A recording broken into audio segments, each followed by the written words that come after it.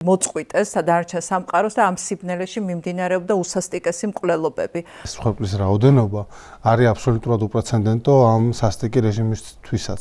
და გამოსასყიდით ითხოვენ გვამებში. დასდევენ მათ შორის სხვეპლის ოჯახის წევრებს. ხამენეი პირადად არანაირ უკან დახევაზე არ წავა, ეს გაკვეთილი დიდი ხანია ავტორიტარებმა გამოიტანეს. რა უნდოდა ტრამპს მაშინ, როდესაც ამბობდა, რომ აი დახმარება გზაშია, მოდის გაძელით.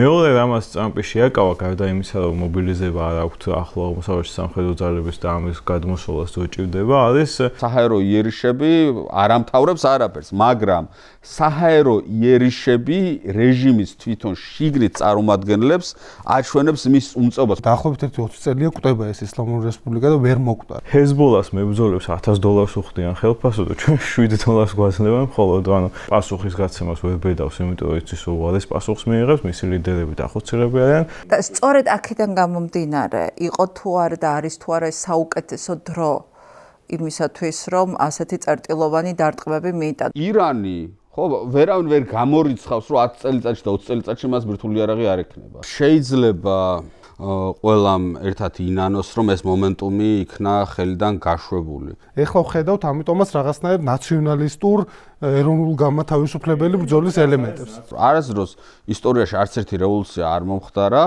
რეჟიმის შიგნით ბზარებისა და ჩამოშლის გარეშე. ჩვენ შეგვიძლია სხვადასხვა ესე პარალელებიც გავალოთ სხვათა შორის ჩვენს ავტორიტართან. ეს ხომ ფარსია ყველაფერი, ეს კონსერვატიზმი არის ხალხისთვის და ღარიბებისთვის, თორემ მათი ოჯახები ყველანაირი არის თეირანში უბნები, სადაც ამსტერდამია რეალურად. იმედიც გაჩნდა ხო რაღაცა თვალსაზრისით. ბიძინა ივანიშვილი გაცამტვრდება.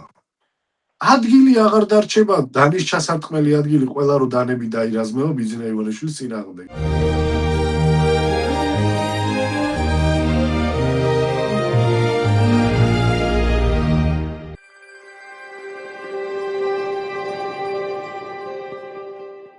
მოგესალმებით, თქვენ ხართ პლატფორმაზე მისმინე, ეს არის საერთაშორისო აქცენტები, მე ეგა კვესიტაძე ვარ და დღეს რასაკვირველია ირანზე ვისაუბრებ. თუმცა მანამდე სანამ საუბარს დავიწყებთ ჩვენ სტუმრებთან ერთად, კიდევ ერთხელ შეგახსენებთ, რომ გამოგყვებით TikTok-ზე, Instagram-ზე, Facebook-ზე, ასევე დაალაიქეთ ჩვენი პოდკასტები, გაუზიარეთ თქვენს ახლობლებს ამ პლატფორმის შესახებ და ამით ძალიან დაგვეხმარებით.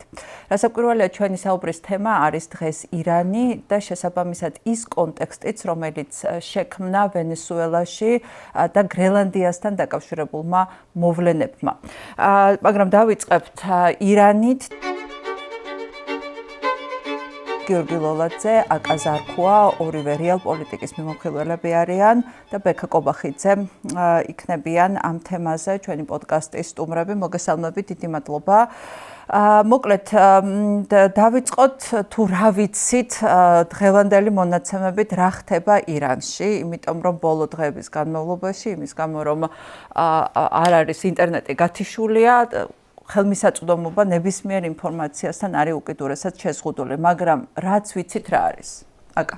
ვიცით რომ ბოლო დღეების განმავლობაში პროტესტი ყოველ შემთხვევაში არ იყო იმდენად მასშტაბური, რამდენიც იყო, ანუ ესე ვთქვათ, პიკი მოვიდა 8, 9, 10 იანვარზე და ამის შემდეგ ვთქვათ, განვითარებული მოვლენების პარალელურად პროტესტის მასშტაბი ქვეყნის მთელ ტერიტორიაზე, სხვა პროვინციაში შედარებით შემცირებულია, სხვა მონაცემებით ამ დროისთვის იდენტიფიცირებულია 2600-ზე მეტი დაღუპული და დაახლოებით 1500 ადამიანის იდენტიფიცირების პროცესი მიმდინარეობს, თუმცა გარდაცვლილთა რიცხვი ალბათ უფრო ამაზე მაღალია და შედარებით შეგვიძლია ვთქვათ, რომ იგივე წინა მახსა ამინის პროტესტების დროს, როდესაც რამდენიმე თვის განმავლობაში გრძელდებოდა ვთქვათ ეს საპროტესტო გამოსვლები, მაშინ მსხვერპლი 500-ის ფარგლებში მერყეობდა, 2009 წელს დაახლოებით 50 ადამიანის ფარგლებში იყო.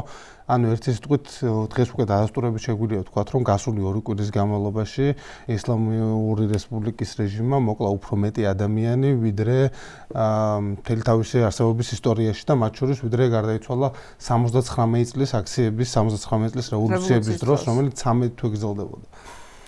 დაპატიმრებულია დაახლოებით 20,000-მდე ადამიანი.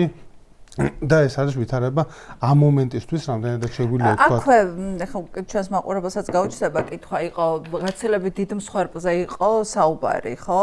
ანუ 2600 ადამიანის იდენტიფიცირებული, ხო? უბრალოდ იყო შემდეგ რომ 20000-ზე მეტი ადამიანი არის მოკლული, ანუ ძალიან ბევრი ერთმანეთის ურთიერთგამომრიცხავი რიცხვები ვრცელდებოდა. კი, თუმცა ანუ აქ რაც დანამდვილებით შეგვიძლია ვთქვათ არის ის, რომ ეს მსხვერპლის რაოდენობა არის აბსოლუტურად უპრეცედენტო ამ სასტიკი რეჟიმისთვისაც. ეხლა 2000-ზე თუ მეტი, ანუ მე მოლოდინი რაც მაქვს, ანუ რაც ის უფლებადამცველი ჯგუფები რაც საკეთებენ, უბრალოდ მინიმალურ რიცხვს ვასახელებ, რაც მათგან მოდის, თუმცა შესაძლებელია, რომ ერთი იმდენი ან ორი იმდენი იყოს, თქვათ, რეალურად გარდაცვლილების რაოდენობა, იმიტომ რომ ყველაფერთან ერთად რა ხმებიც მოდის, თქვენ ახსენეთ, რომ ინტერნეტი გათიშულია და არა მხოლოდ ინტერნეტი, არამედ შიდა სატელეფონო კავშირიც პრაქტიკულად დახშული არის, თუმცა ეს 1%, რომელსაც აქვს წდომა, თქვათ, ინტერნეტ ან ქვეყნის 1% მოდის ცნობები იმ შესახებ, რომ რეჟიმის წარმომადგენლები, ეს ისლამური რევოლუციის გუშაქთა კორპუსის წარმომადგენლები და ბასიჯები და სხვები არა მხოლოდ თქვათ აქციის ჩახშობით იყვნენ დაკავებულები, არამედ დაძდევენ მათ შორის მსხვერპლის ოჯახის წევრებს და უგზავნიან მათ წესივრად ადამიანების დაკრძალვას. და გამოსასყიდით ითხოვენ გვამებში, ანუ ფულს ითხოვენ, რომ გვამები მისცენ თავის. ასევე იგრძელება სურათების გამოფენა, რაც ასევე ტრადიციაა, ხო, ირანში ესეთი გავრცელებული და ყველაფერთან ერთად თქვა ეს დაკრძალვების აკრძალვა ვახსენე, ხო, ანუ აი ამის რომ დაკრძალვებს წესიერ დაკრძალვებს უგზავნიან, ესეც არის დაკავშირებული მათ შორის პროტესტის განახლების შიშთან, იმიტომ რომ ამ შიიტური წესით, თქვათ, ყველაზე ესეთი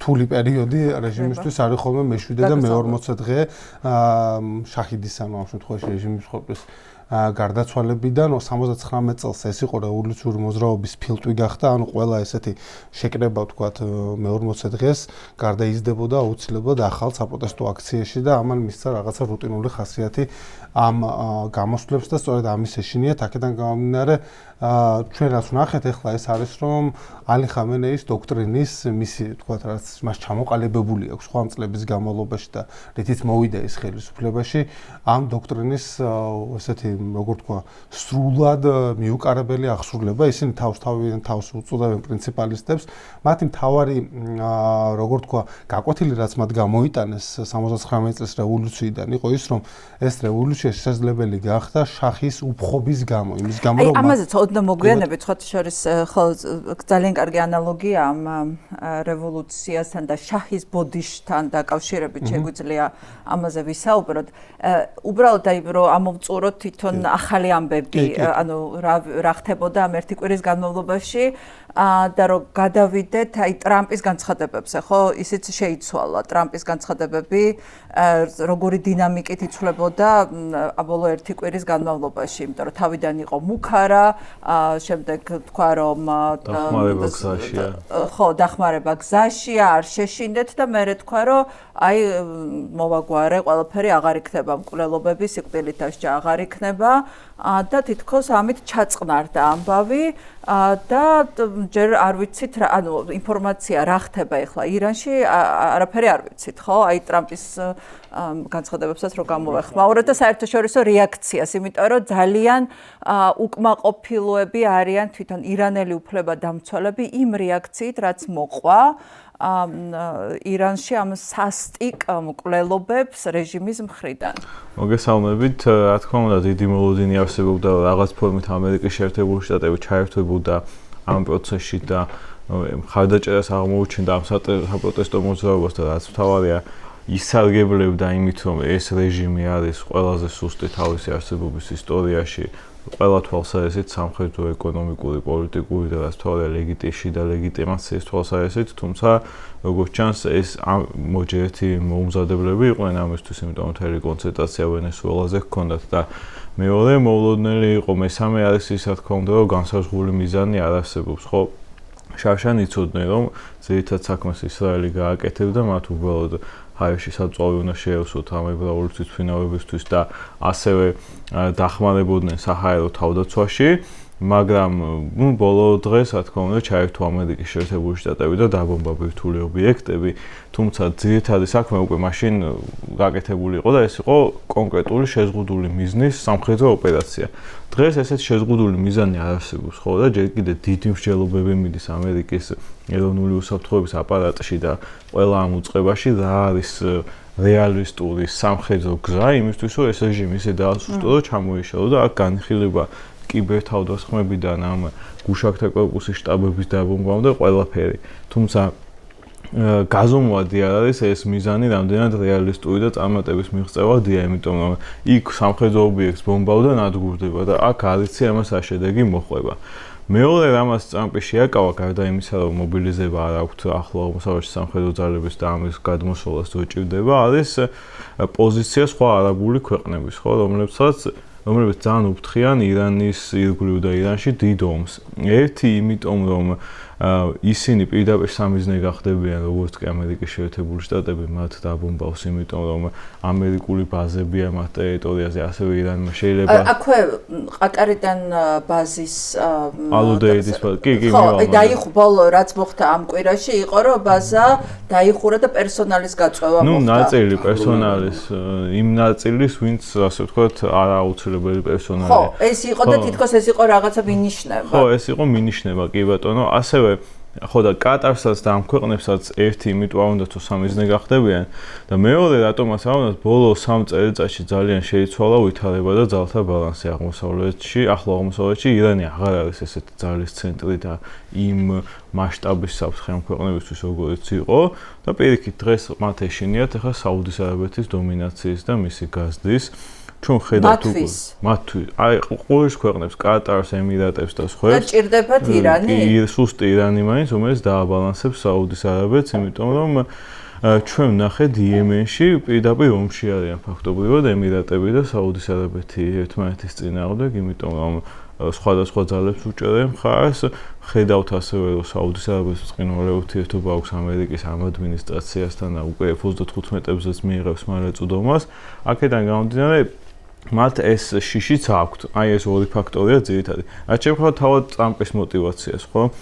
ტრამპს რა თქმა უნდა სურდა რაღაც ფორმით ამაში მონაწილეობის მიღება და დახმარება, მაგრამ ჯერ ერთი ის რომ საკმარისი მობილიზება არ არის ძალების და მეორე ის რომ მას სურს წარმატება და დიდება მიიღოს რაღაც კარგი ირანში, მაგრამ მას უფრო მეტად ჩემი აზრით ეშინია რომ არ აღმოჩნდეს ჩართული ამ ეგრეთ წოდებულ forever war-ებში, რომლებიც ამერიკას ბევრი ჰქონდა დაუსრულებელ ომებში ბოლო 25 წლის განმავლობაში, იმიტომ მთელი მისი პლატფორმა ამის საწინააღმდეგო იყო, როცა ის ხელისუფლებაში მოდიოდა. ხო, მაგრამ იმის შემდეგ ვენესუელაში მოხდა და ვენესუელაში ექსაფრთხე არ იყო 15 წლიან და 10 წლიან ომში გაეხვეოდი და ირანში დიდი საფრთხე არსებობს, რომ ჩაეფლო ძალიან ხანგრძლივ დამქანცველ სერიოზული ფინანსური და სამხედრო ხარჯის ომში, იმიტომ რომ ირანის შესაძლებლობები ხო სამხედრო ანუ სახმელეთო ოპერაციაზე არ იყო საუბარი იყო გასაგებია, მაგრამ შეიძლება დაბომბოს შენი ბაზები ერაყში, კატარში, ასევე შეიძლება სცადო სპარსეთის ყურის ჩაკეტვა და იქიდან საერთოდ ნავთობი ეს ისეთი თემაა, ეხლა კარიმ საჯაპურსაც უსმენდი, რომელიც არის ირანზე, რა ვიცი, ალბათ ყველაზე საინტერესო მიმოხილველი კარნეგი ენდაუმენტის და ისიც ამბობს, რომ ძნელი არის, ასე ვთქვათ, მეფინგი იმის, რაც შეიძლება იმის გამოკვეთა იმ ობიექტების, რომელზეც დარტყმა მიაყენებს სასიცოცხლო ზიანს რეჟიმს. ეს არ არის ცალსახა და გასაგებია, რომ ძალიან რთულია, მაგრამ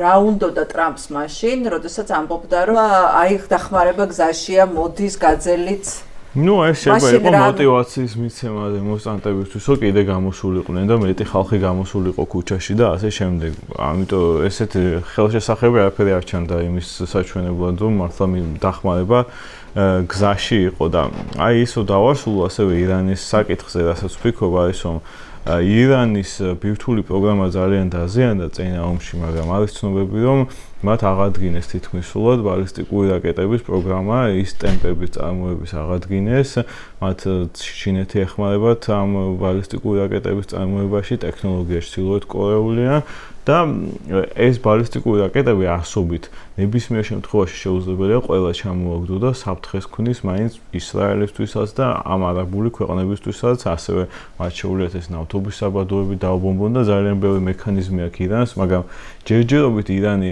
ჩვენ კარგად ვნახეთ წინა ომისას, რომ ცდილობს ეგეთ დიდ ესკალაციებზე არ წავიდეს, იმიტომ რომ კარგად იცის, რომ მისი შესაძლებლობები შეზღუდულია და ფართო მასშტაბიან ომში ვერ გაიმარჯვებს. სწორედ აქედან გამომდინარე, იყო თუ არა და არის თუ არა საუკეთესო დრო იმისათვის, რომ ასეთი წერტილოვანი დარტყმები მიიტანოთ ბექას მოусმინოთ. შეიძლება გავიდეს 10-20 წელი ან მეტი და ყველამ ერთად ინანოს, რომ ეს მომენტუმი იქნა ხელიდან გაშვებული. იმიტომ რომ დღეს ახლა თუ თქვათ იგი ყურის ქვეყნები ფიქრობენ, რომ ირანის საჭირო არის ძალთა ბალანსისთვის, რომ საუდის არაბეთი ძალიან ძლიერდება და კი ბატონო, ეს საფრთხეები არსებობს, ასევე იმის საფრთხე, რომ შემდგომი ესკალაციამ შეიძლება ჩაითრიოს სხვადასხვა ქვეყნები კონფლიქტში და რაღაცა უფრო უარეში გადაიზარდოს. კი ბატონო, ესენი არის, მაგრამ მეორე სასწორის მეორე პინაზე რა დევს ჩემი აზრით. ერთი რომ რეჟიმს არასდროს არ ქონია ამხელა საფრთხე, ესეთი ეგზისტენციური საფრთხე. კი ბატონო, იყო საპროტესტო აქციები, ეს არ არის არაჩვეულებრივი ირანისთვის, მაგრამ რეჟიმი ასეთი სუსტი არ ყოფილა და შესაბამისად ეგზისტენციური საფრთხე ესეთი ძლიერი არასდროს არ ყოფილა. ამიტომ ამ პროტესტების გადაგორების შემდეგ არის მაღალი ალბათობა იმისა, რომ რეჟიმას სცადოს გახდეს ტოტალიტარული. ეხლა არის ავტორიტარული, მაგრამ ანუ ჩრდილო კორეის მსგავსი. რაღაცა ანუ თავისი კულტურული სპეციფიკა არა, დასაგებია სპეციფიკებიდან გამომდინარე მოდელზე ვამბობ, მით უმეტეს თუ თავის შვილს ხამენეიმ თავის შვილს გადაულოცა სულიერი ლიდერობა და ამაზე ოდნავ მოგვიანებით ეს თემა კარგად მოგავშალოთ. ერთი რომ შეიძლება აი ბოლომდე მოკლან აი ეს სოციალური კონტრაქტი ერთგვარი რომ თქვათ ამ ფასაც ვინარჩუნოთ, მაგრამ იატაკ ქვეშ აკეთეთ რაც გინდა და კარის ღულს მიღმა აკეთეთ რაც გინდა, ეს რომ მოისპოს და აბსოლუტურად ტოტალიტარული გახდეს კონტროლი, იმიტომ რომ რეჟიმი არის ძალიან შეშინებული, აი ამ თავისუფლებების რაღაცა ნაწილის დატოვებამ პრინციპში გარკვეულწილად მოიტანა კიდეც ეს ბევრ სხვა ფაქტორთან ერთად და მეორე რომ სანამ რეჟიმი ამ სახითა და ფორმით არსებობს, ის მანამდე გააგრძელებს ბირთვული იარაღის შექმნაზე მუშაობას. ოდიში რაიც დავამატებ.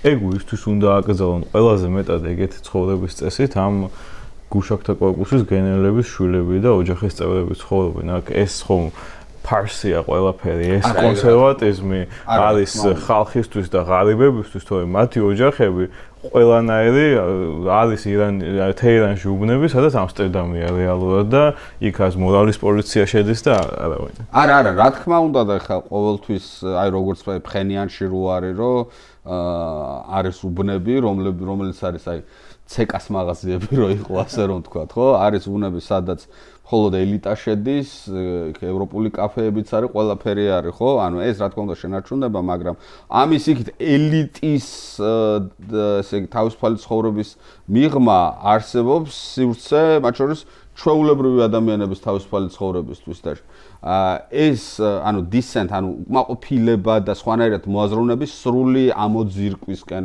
შეიძლება წავიდნენ, ეს ერთი და მეორე, რომ სანამ რეჟიმი არსებობს, მანამდე იარსებობს მისი ამბიცია ბირთვული იარაღის შექმნის შესახებ.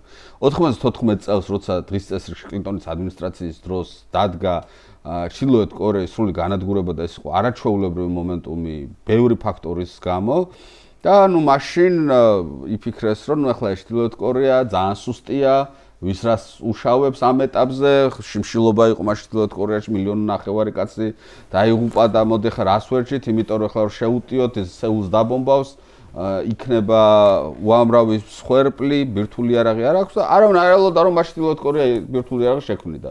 მერე ბირთვული იარაღი შექმნა, ბალისტიკური რაკეტებით შექმნა და ეხლა წვდომა აქვს, რა ვიცი, კონტინენტურ ამერიკაზე აქვს ფაქტობრივად. ბირთვული იარაღით წვდომა და აღარაფერს აღარ ვსაუბრობ უკვე შორეულ აღმოსავლეთის ქვეყნებზე. ამიტომ დღეს ჩრდილოეთ კორეა წარმოადგენს განუზომლად ბევრად უფრო დიდ საფრთხეს და ირანი ხო ვერავინ ვერ გამორიცხავს რომ 10 წელიწადში და 20 წელიწადში მას ბირთვული იარაღი არ ექნება. და განსხვავებით ჩრდილოეთ კორეისგან ირანის პირდაპირ იდეოლოგია არის რომ ისრაელი როგორც სახელმწიფო არ უნდა არსებობდეს, ხო? და რაღაცა მომენტში რომ გაეპაროთ ეს, რომ ეს შეიქმნა და ნუ რაღაც აჰმედნეჯადის ტიპის მართველი რომ მოვიდეს, ან ვიღაცა კიდევ უფრო მეტი რადიკალი, ერთი ბირთვული ბომბი არის ბოლოს და ბოლოს ისრაელი, ხო? მე გამოვიცხავ რომ ბირთვული არაღი შექმნა დაუშვას ისრაელმა და ამერიკამ. ანუ არავინ არ იცის 10 და 20 წელიწადში რა მომენტი შეიძლება გაიპაროს. ინფილტრაცია მათ ელიტაში ეს გამოჩნდა შაშანდელო. ვერ გამოვიცხავ. შეუძლებელია. ინფილტრაცია მაშინ და ეს ინფილტრაცია არსებობს, იმიტომ რომ ჩვენ ვნახეთ წარმოუდგენელი სიზუსტით შესრულებული ოპერაციები ირანის წინააღმდეგ ისრაელის მხრიდან, როდესაც ერთ-ერთი გენერალი პირდაპირ საძინებლში ააფეთქეს საწოლიან ნაწიეს ჰაერში. ხო, ანუ წარმოიდგინეთ რამდენ ზუსტი ინფორმაცია აქვს და ეს სწორედ ეს ინფილტრაციის დონე მაფიქრებინებს, რომ შესაძლებელია მათ იცოდნენ რა სამიზნეების დაბობა არის საჭირო იმისათვის, რომ რეჟიმი კიდევ უფრო დასუსტდეს.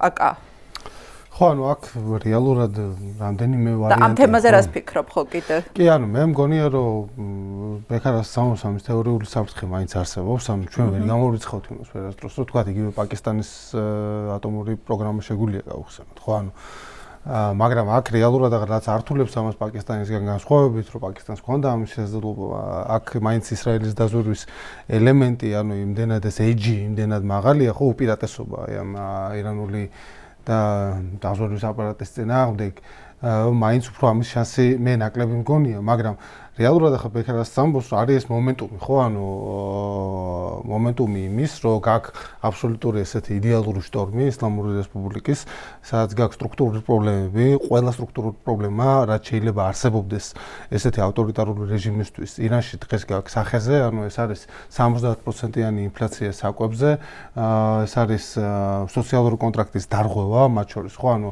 იგივე ამ 12-დღიანი ომის ფარგლებში ან რეჟიმი იდგა იმაზე, რომ ჩვენ კი ბატონო, იქ თქვა რაღაც შეიძლება თქვენ არ გაქვთ იმდენი ვერ სარგებლობთ ამ ნავთობით და ქვეყნის ეროვნული რესურსებით, მაგრამ ჩვენ უზრუნველყოფთ თქვენს უსაფრთხოებას და რეგიონულ სიძლიერეს. 12-დღიანმა ომმა ეს აბსოლუტურად დაამსხვრია. ასევე გვაქვს რაც თავარია. ხო, ეს იყო ყველაზე შეურაცხმყოფელი დამამცირებელი ირანისთვის, რაც მოხდა აბსოლუტურად ცხვირწი დაუფეთქეს ხალხი და აცალეს. ლეგიტიმურობის პრობლემა, ხო, ირანის მმართველი რეჟიმის, ხო, როდესაც პრაქტიკულად ამ ლოზუნგებში გამოხატულია, რომ ჩვენ ეს ხალხი უარყოფს იმ ფუნდამენტურ პოსტულატს, რაზეც იდგა ეს ისლამური რევოლუცია და ისლამური რესპუბლიკა, ამ პანისლამურ და ამ ისლამური რევოლუციის ექსპორტს. და მთავრობას მოუწოდებენ, რომ არ გვინდა ღაზა, ლიბანი და ხუშიტები ყურადღება მიაქციეთ. პური მინდა და წყალი მინდა რომ ეს კიდე ერთი საკითხი. ასევე კიდე ერთ სოციალური ასპექტი რაც არის, თქვათ, არის ის, რომ ამ პროტესტმა გადალახა ყველა ტრადიციული სოციალური მარკერი, ხო, ანუ იგივე თქვათ 79 წლის რევოლუციაზე რო ვისაუბროთ, ეს ბაზარის მოვაჭრეების კლასი იყო პრაქტიკულად თავარი მოკავშირე სამღვდელოების და არსებობს ეს შეფასება კიდევაც, სადაც რომის მიხედვითაც აი ამ ბაზრის მოვაჭრეების და სამღვდელოების სახით ძველმა საშუალო კლასმა რევოლუცია მოპარა ახალ საშუალო კლასს, რომელიც გამოხატული იყო სტუდენტების და ურბანული მოსახლეობის სახით. დღეს ვხედავთ, რომ ეს პროტესტი სწორედ აი ამ ბაზრის მოვაჭრეების წრეში დაიწყო. და ასევე რაც თავარია, გვაქვს მემკვიდრეობითობის კრიზისი, ხო, რაც ავახსენეთ, ანუ ალი ხამენეი არის 86 წლის, მას არ აქვს ასე თუ ისე კარგი ჯანმრთელობის ისტორია აქვს, თქვათ 86 წლის არის ბოლოს პროსტატის კიბოც გადატანილი აქვს, ტერაქტებიც განხორციელებულა მის წინააღმდეგ და ყველაზე ესე რომ თქვათ ფრონტრანერად ვინც მიიჩნეოდა ყველაზე სავარაუდო შემცვლელად მის ადგილას ებრაჰიმ რაისი მოულოდნელად ავიაკატასტროფაში გარდაიცვალა. ანუ ეს ყველა ვთქვათ იდეალური მომენტია იმისთვის, რომ ეხლა რაღაცნაირად შეიკრას ეს კოალიცია, ვთქვათ ოპოზიციური კოალიცია, რომელიც გარეთაა და რეალურად დაასუსტო აი ეს ისლამური რესპუბლიკა, რომელმაც ეხლა იცით რა არის, ანუ ამ პროტესტებზე ვსაუბრობთ, რომ აი ეს უდიდესი საფრთხე, მე მახსოვს აღწერა პროტესტების დროსაც დაახლოებით 20 წელია გვხვდება ეს ისლამური რესპუბლიკა და ვერ მოკვდა რა, მაგრამ მეორე ასპექტი ახლა მე რასაც ჩემი შეფასება ის არის, რომ რეალურად რაც არ უნდა იყოს თქვა აქედან გამოსავალი, ხო, მათი თვალსაზრისით, ანუ მათ შეაძლოა ჩაახშონ ეს პროტესტები ახლა, მაგრამ აი ეს სტრუქტურული პრობლემები, რაც ჩვენ ახლა ჩამოთვალეთ, რომ მათ დაკარგული აქვს მოდება ირანის მოსახლეობის აბსოლუტურ უმრავლესობასთან. ხო, ანუ შესაძლოა მათ კონდეთ რაღაც პოპულარული მხარდაჭერა 10-15%-ის ფარგლებში, მაგრამ დანარჩენი მოსახლეობა აბსოლუტურად გათიშულია აი ამ პროცესიდან, ხო? ისინი ვერანაირ სარგებლოს ვეღარ იღებენ და ეს ენა, რომელზეც ისინი საუბრობენ, ამ ხალხისთვის აბსოლუტურად უცხო არის, ხო? ანუ ამ ხალხისთვის აღარაფერს ეუბნება ლოზუნგი სიკვდილი ამერიკას და სიკვდილი ისრაელს, ანუ ეს მათ აღარ აღელვებს, ეს აღარ არის 79 წელი, როცა და შეიცვალა ეს გაუმარჯოს ირანს. ასეთი ხო, აი ხა ძალიან საინტერესოა. შეიძლება რაღაც უნდა დავამატო ამ კრიზისზე, ამ რეჟიმის რამდენიმე ფაქტორია, ხო, ბოლო ალბათ 30 წელი ეს რეჟიმი იდგა ორ სიამაყეზე. ეს იყო ეგრეთ წოდებული წინააღმდეგობის ღერძი, რომელსაც ამერიკელები ბოროტების ღერძსაც ეძახიან. ანუ რა ჩვენ გვყავს ეს პროქსი დაჯგუფებები, ჰეზბოლა ლიბანში, ჰამას ვეხმარებით, ჰუსიტებს ვეხმარებით, ერაყში შიიტურ დაჯგუფებებს ვეხმარებით და მიდის რევოლუციის ექსპორტი და ჩვენი იდეოლოგიის ზრდა და განვითარება, ხო და ამაში ხარჯებოდა 10 მილიარდი დოლარი. სხვათა შორის ხუმრობდნენ ახლა ირანში ეს რეფორმა როცა გაატარეს, პრეფერენციული გაცვლითი კურსი როცა გააუქმეს, ამის სამოსოდ $7 უნდა მიიღო თითოეულ მოქალაქეს, $7 ეკვივალენტი რეალებში და ეს ხალხი ხუმრობდა რომ ჰეზბოლას მებრძოლებს $1000 უხდიან ხელფასო და ჩვენ $7 გვაძლევენ მხოლოდ, ანუ ესო დავინახოთ პრიორიტეტი რა არის ამ რეჟიმისთვის, ხო? და ბოლო წელიწადში იაჰია სინვარის სიგიჟის გამო, რომელმაც 7 ოქტომბრის ტერორისტული აქტი მოაწყო, ამას ნეთანიაჰუ არ გააღვიძეს სამე, ამის გამო მოხდა მოვლენების მთელი წყება, რამაც საბოლოოდ ჩამოშალა ეს რაღაც გაგებით შეგვიძლია ვთქვათ ისლამისტური ირანის იმპერია, რომელიც მათ შექმნეს ახლო აღმოსავლეთში. ჰეზბოლა განადგურებულია, ყოველდღე ბომბავს ისრაელი მას, მაგრამ პასუხისგაცემას ვერ ბედავს, იმიტომ რომ იცის უარეს პასუხს მიიღებს, მისი ლიდერები დახოცილები არიან, ჰამასის ლიდერები აღარ არსებობენ. ირანთან იყო 12 დღიანი ომი, სადაც სხვადასხვა მონაცემებით ირანმა ან ვერც ერთი საფრენი აპარატი ვერ ჩამოუგდა, ზოგიერთი ვერსიით მხოლოდ 2 დრონის ჩამოგდება შეძლო, მაგრამ არც ერთი თვითმფრინავი არ ჩამოუგდიათ და ამ ყველაფერმა და რაც თქმა უნდა ამ 12 დღიან ომშივე უნიშნელოვანესი ზიანი მიიღო მისმა ბირთვულმა პროგრამამ, რომელზეც სხვადასხვა მონაცემებით არის მინიმუმ 9 ტრილიონი დახარჯული. ბოლო 30 წლის განმავლობაში და ოღონდ აი ეს ბიუთული პროგრამა თან დენს არ გამოიმუშავებს, იმიტომ რომ ელექტროენერგიის საშინელი დეფიციტია, როგორც ყოველთვის ირანში. ეს ასეთი განვითარებული ბიუთული პროგრამა აქვს და შუქის საშინელი. თან აქვს გაზი სოფლიოში მეორე ადგილზე და ნავთობით არიან მეოთხე ადგილზე და ქვეყანაში არის ელექტროენერგიის დეფიციტი. მე ამას დაერთო გლობალური დათბობის და სხვა ფაქტორების გამო წყლის საშინელი პრობლემა და ეს იწვევს იმას, რომ ანუ წყალი მიაქვს გუშაქთა კვებოს თავისი ბიზნესებისთვის და თავისი სოფლის მეურნეობისთვის, მაგრამ უბრალო მოსახლეობას წყალი სარწყავი არ აქვს და ზოგან მტკნარი წყალიც არ არის და ბოლოს ისეთი ვითარება იყო 3 თვის წინ პრეზიდენტმა თქვა, რომ შეიძლება დედაქალაქის სხვაგან გადატანა მოგვიხდეს თუ წყლის პრობლემა ვერ მოვაგვარეთო.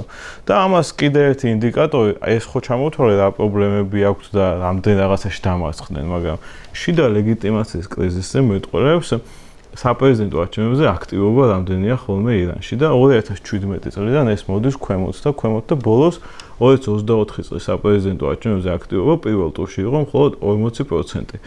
მეორე ტურში იყო სადღაც 48% და მოიგო შედარებით ზომიერმა კანდიდატმა, როგორც იყო ფეზეშქიანი, უბრალოდ მე მისი ზომიერება არაფერში არ გამოიხატა, იმიტომ რომ სულ ომებში და ესეთ ტურბულენტურ ვითარებაში იყო ირანი, რომ რეფორმების და რამე ნორმალიზაციის და გაზომიერების სივრცე უბრალოდ არ არსებობდა ამ პერიოდში, მაგრამ თავისთავად ხალხმა ამ ორ ცუდ არჩევანს შორის ნაკლებად უარესი აირჩია და მანამდეც ებრაჰიმ რაისი როცა გაიყვანეს როცა მან მოიგო, მათ შორის მისი გაყვანის ერთ-ერთი მიზეზი ისიც იყო, რომ კანდიდატები ისე შეზღუდეს, რომ მან ხო საპრეზიდენტო არჩევნებზე კანდიდატებს წინასწარ არჩევს ეს რელიგიური ელიტა და ყველა ვერ რეგისტრირდება.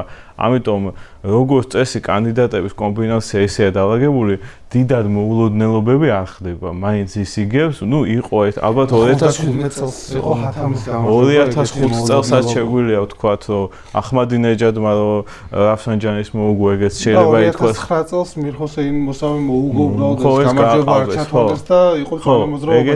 ერთად დავუმატებდი ამ კრიზისს არის ის, რომ რეალურად ჩვენ ხედავთ, რომ ირანში აი ფაქტორების გათვალისწინებით, რაც გიორგი მაცახსენა, ყალიბდება აღქმა, რომ ეს არის საოკუპაციო ტიპის რეჟიმი, რომელსაც უკვე პრაქტიკულად, ანუ ეს ხო არ არის თქვათ რაღაცა რეჟიმი, რომელიც ეყნობა რაღაცნაირ პოპულარულ მხარდაჭერას, ხო? ანუ ეს არის რეჟიმი, რომელიც ამწამს ეყნობა ერთავარ რამეს, რომელიც პრაქტიკულად წარმოადგენს სახელმწიფოში, ეს არის ისლამური რევოლუციის გუშაქთა კორპუსი, თავის უზარმაზარი ქსელით, პირველ რიგში ეკონომიკური ქსელით და სხვა მონაცემებით ირანის ეკონომიკის ნახევარზე მეც ეს ქსელი აკონტროლებს და რეალურად რომ მოვაცალოთ თქვათ ეს რელიგიური რაღაცა საბურველი რაც მათ აქვს შესაძლოა სახეზე ქონდეს უფრო მეტად სამხედრო ხუნტის ტიპის რეჟიმი ვიდრე ესეთი წმინდა თეოკრატიული რეჟიმი და აქედან გამომდინარე აი ეს აღქმა ყალიბდება მოსახლეობაში რომ ეს არის რაღაც უცხოსხეული საოკუპაციო ძალა რომელიც დაეპატრონა ამ ქვეყანას და ეხლა ვხედავთ ამიტომაც რაღაცნაირ ნაციონალისტურ ეროვნულ გამათავისუფლებელი ბრძოლის ეს არის ნაციონალიზმი რელიგიური ფუნდამენტალიზმის აი სანამ ამაზე და რეზა ფახლავზე გადავიდოდეთ რომელიც სახელსაც გაყვიროდნენ და ალბათ ახალს გაყვირიან ქუჩებში უბრალოდ არ ვიცით ბოლო დღეები აბსოლუტურად მოწყვეტილები ვართ რა ხდება ირანში კადრები აღარ მოდის მანამდე აი კარიმ საჭაპური ვახსენე და ის ძალიან კარგ ანალოგიას აკეთებს აი მომაკვდავი რეჟიმების ამ მომაკვდავ რეჟიმთან რომელმაც თავად Foreign Affairs-ში უწოდა აიათოლების შემოდგომა და ხას უსვამს მსგავსებას საბჭოთა კავშირის ბოლო პერიოდს შორის და დღევანდელ აიათოლების რეჟიმს შორის სხვათა შორის ეს ანალოგია ძალიან ბევრ მიმომხილველს მოყავს აი გორბაჩოვის ანალოგია სიძინპინთან იქნება პუტინთან თუ ახლა მთავარ აიათოლასთან აქ ეს არის ის რომ დათმობაზე თუ წახვალ ეგრევე გეშლება ყველაფერი და ყველამ გამოიტანა ამ გორბაჩოვის ამ გადაწყვეტილებიდან ყველა ავტორიტარმა გაკვეთილი რომ დათმობაზე არ უნდა წახვიდე იმიტომ რომ თუ ერთი ბზარი გაჩნდა ამ ბზარს მოყვება მთლიანად ამ ავტორიტარული შენობის ჩამონგრევა და სწორედ ამიტომ ამ ანალოგიიდან გამოტანილი გაკვეთილით ამბობს საჭაპური რომ აი აიათოლა არაპირებს არანაირ დათმობას ეხლა რაც თქვი შაჰის მაგალითი რომ ბოლოს რევოლუციის დროს შაჰი გამოვიდა და ბოდიში მოიხადა და ბოდიში გახდა საფუძველი რომ მისი ბოლომდე მის მხარდამჭერებმა სისუსტეში ჩაეთვალა და ამან არათუ შეასუსტა რევოლუციურ მოძრაობა პირიქით ძალა მისცა გააძლიერა და საბოლოო ჯამში ჩამოანგრია შაჰის რეჟიმი. ის ხვალ გუშინ იყო წლისთავი შაჰის წასვლის სიტყვით. ხო, სწორედ აი ეს ხო აქ ჩვენ შეგვიძლია სხვადასხვა ესე პარალელებიც გავალოთ სხვათა შორის ჩვენს ავტორიტართან. აი ძალაუფლების აი ბუნებაზე მინდა ვილაპარაკოთ ამ შემთხვევაში რა მოტივაცია გაიათოლას. ხო, გასაგებია რომ რეჟიმი თვითონ ხამენეი პირადად არანაირ უკან დახევაზე არ წავა ეს გაკვეთილი დიდი ხანია ავტორიტარებმა გამოიტანეს ასევე გუშაქთა კორპუსზე და მის ეკონომიკაზე იყო საუბარი ამ ხალხს სერიოზული მოტივაცია აქვს იმისი რომ ესე ბოლო ტყვიამდე იბრძოლოს რათა დაიცვას თავისი ძალიან პრივილეგირებული სოციალური პოზიცია და ეს არ არის მხოლოდ სოციალურ პოზიციაზეც ბრძოლა, ეს არის სიკვდილის სიცოცხლის ბრძოლა მათთვის, ხო? ეს ხო არ იქნება რომ რაღაცა რეჟიმი შეიცვლება და წესენ თავისუფლად გააგრძელებენ არსებობას. თვითონ თუ არ შეცვლიან. ხო, სასულიერო რეჟიმს. ხო, ეხლა აქ არის შემდეგნაირად ამბობ, არასდროს ისტორიაში არც ერთი რევოლუცია არ მომხდარა რეჟიმის შიგნით ბზარებისა და ჩამოშლის გარეშე. ხო, ესე იგი აქციები არის მხოლოდ მასტიმულირებელი და იმპულსი იმისთვის, რომ შიგნით ბზარები გაჩნდეს. რაც არ უნდა დიდი იყოს ბზარები, თუ რეჟიმს ყავს პოლიციური ძალა, რომელიც მზად არის, რომ ბოლომდე იბრძოლოს და ტყვიები ისროლოს, ეს რეჟიმი არ ჩამოიშლება. ხო, რეჟიმი რა ლოგიკით უნდა ჩამოიშალოს ირანში, ხო? ხა იმის იმედი, რომ აიათოლა დაიხევს უკან, ეს გამორიცხულია. ანუ მისმა კუნთებმა უარი უნდა თქვან მუშტების ქნევაზე. ეს კუნთები არის გუშაქთა კორპუსი, რომელიც ნებით ამას არიზავს. ან თქვა აიათოლა 86 წლის არის რაღაცა მოკლეს ან რა ტრანზიცია ასუსტებს, ტრანზიცია ნებისმიერ ავტორიტარულ რეჟიმს ასუსტებს და ეს არის მომენტი, სადაც ის უფრო მოწყვლადია ასე რომ ვთქვათ და აქ თავარი არის რა რომ გუშაქთა კორპუსში იმ ტიპებმა ვინც ისვრიან იარაღს ან ვინც გადაწყვეტილებებს იღებენ იარაღის სროლაზე უნდა დაკარგონ იმედი რომ რეჟიმი გაიმარჯვებს და რეჟიმი გადარჩება ანუ სისუსტის და უნწეობის განცდა უნდა გაჩნდეს რეჟიმის შიგნით რაც ტრიგერი იქნება თვითგადარჩენის ნაბიჯების გადადგმისკენ და ტრამპის გადაუწყვეტელობა ამ შემთხვევაში რომ კონკრეტული იერიშები მიეტანა ირანის სამხედრო ობიექტებზე ეს არის თქო ამერიკა თუ ამას გააკეთებდა ეს იქნებოდა პოლიტიკურად მნიშვნელოვანი საკითხი ახლა ვთქვათ თეირანის ოკუპაცია სახმელეთო ოპერაციის გარეშე შეუძლებელი და გამორიცხულია ხო ახლა სამხედრო თვალსაზრისით იგივე საჰაერო იერიშები არ ამთავრებს არაფერს მაგრამ საჰაერო იერიშები რეჟიმის თვითონ შიგნით წარმომადგენლებს აჩვენებს მის უნწეობას როცა მithumetes დაუცველი არის მის უნწეობას მის განწირულობას და მეორე მხრივ ამხნევებს და ფრთებს ასხავს პროტესტს აი ეს მომენტი ანუ ფსიქოლოგიური ამბავი არის რომ რა ფაქტორები გადააწყვეტინებს რეჟიმის წარმომადგენლებს რომ ჩვენ ვერ ვიგებთ ჩვენ ვაგებთ და ჩვენი ოჯახები გვყავს დასაცავი ჩვენი კონკრეტული ქონება გვაქვს გადასარჩენი ამ მხრივ არის ამერიკის საჰაერო ჩარევა მნიშვნელოვანი მაგრამ ეხლა საუბარი იმაზეც იყო რომ ამერიკა მზად არ არის ამისთვის ჯერ და მობილიზაცია უნდა გაუკეთოს ყურის გარშემო ჰაერსაწინააღმდეგო თავდაცვის სისტემის სარაკეტო სისტემის სხვადასხვა და ამას დაშიდება 2 კვირა და როგორც ახლა ცნობები გამოვიდა და იწერება მიუხედავად ტრამპის განცხადებებისა მაინც მიდის აი ამ ესე იგი სამხედრო ინფრასტრუქტურის კონცენტრაცია ირანის გარშემო ნუ შეიძლება იყოს იმიტომ რომ სამხედრო ოფიცია თუნდაც მოლაპარაკების ფაზაში დატოვებული კონდეს შეერთებულ შტატებს მაგრამ 2 კვირის თავზე სადაც დღეში ფაქტობრივად შეიძლება კლავდნენ ათასობით ადამიანს და იჭერდნენ კიდევ უფრო მეც ხო 2 კვირის განმავლობაში იმ პროტესტისგან რა დარჩება იმიტომ რომ აქ დღეებზე საათებზე არის ყველაფერი დამოკიდებული და ესე არ არის რომ ახლა ტრამპს დაელოდონ რომ 2 თვის თავზე როცა რაღაცა მოახერხებს 2 თვის თავზე ამ შეიძლება არაფერს აზრი აღარ ქონდეს 2 კვირის თავზე თუნდაც გასაგებია და ეხლა ხო ეს ძალიან საინტერესოა ეხლაც რა ხდება იმიტომ რომ აი თქვენც მოისმენთ ალბათ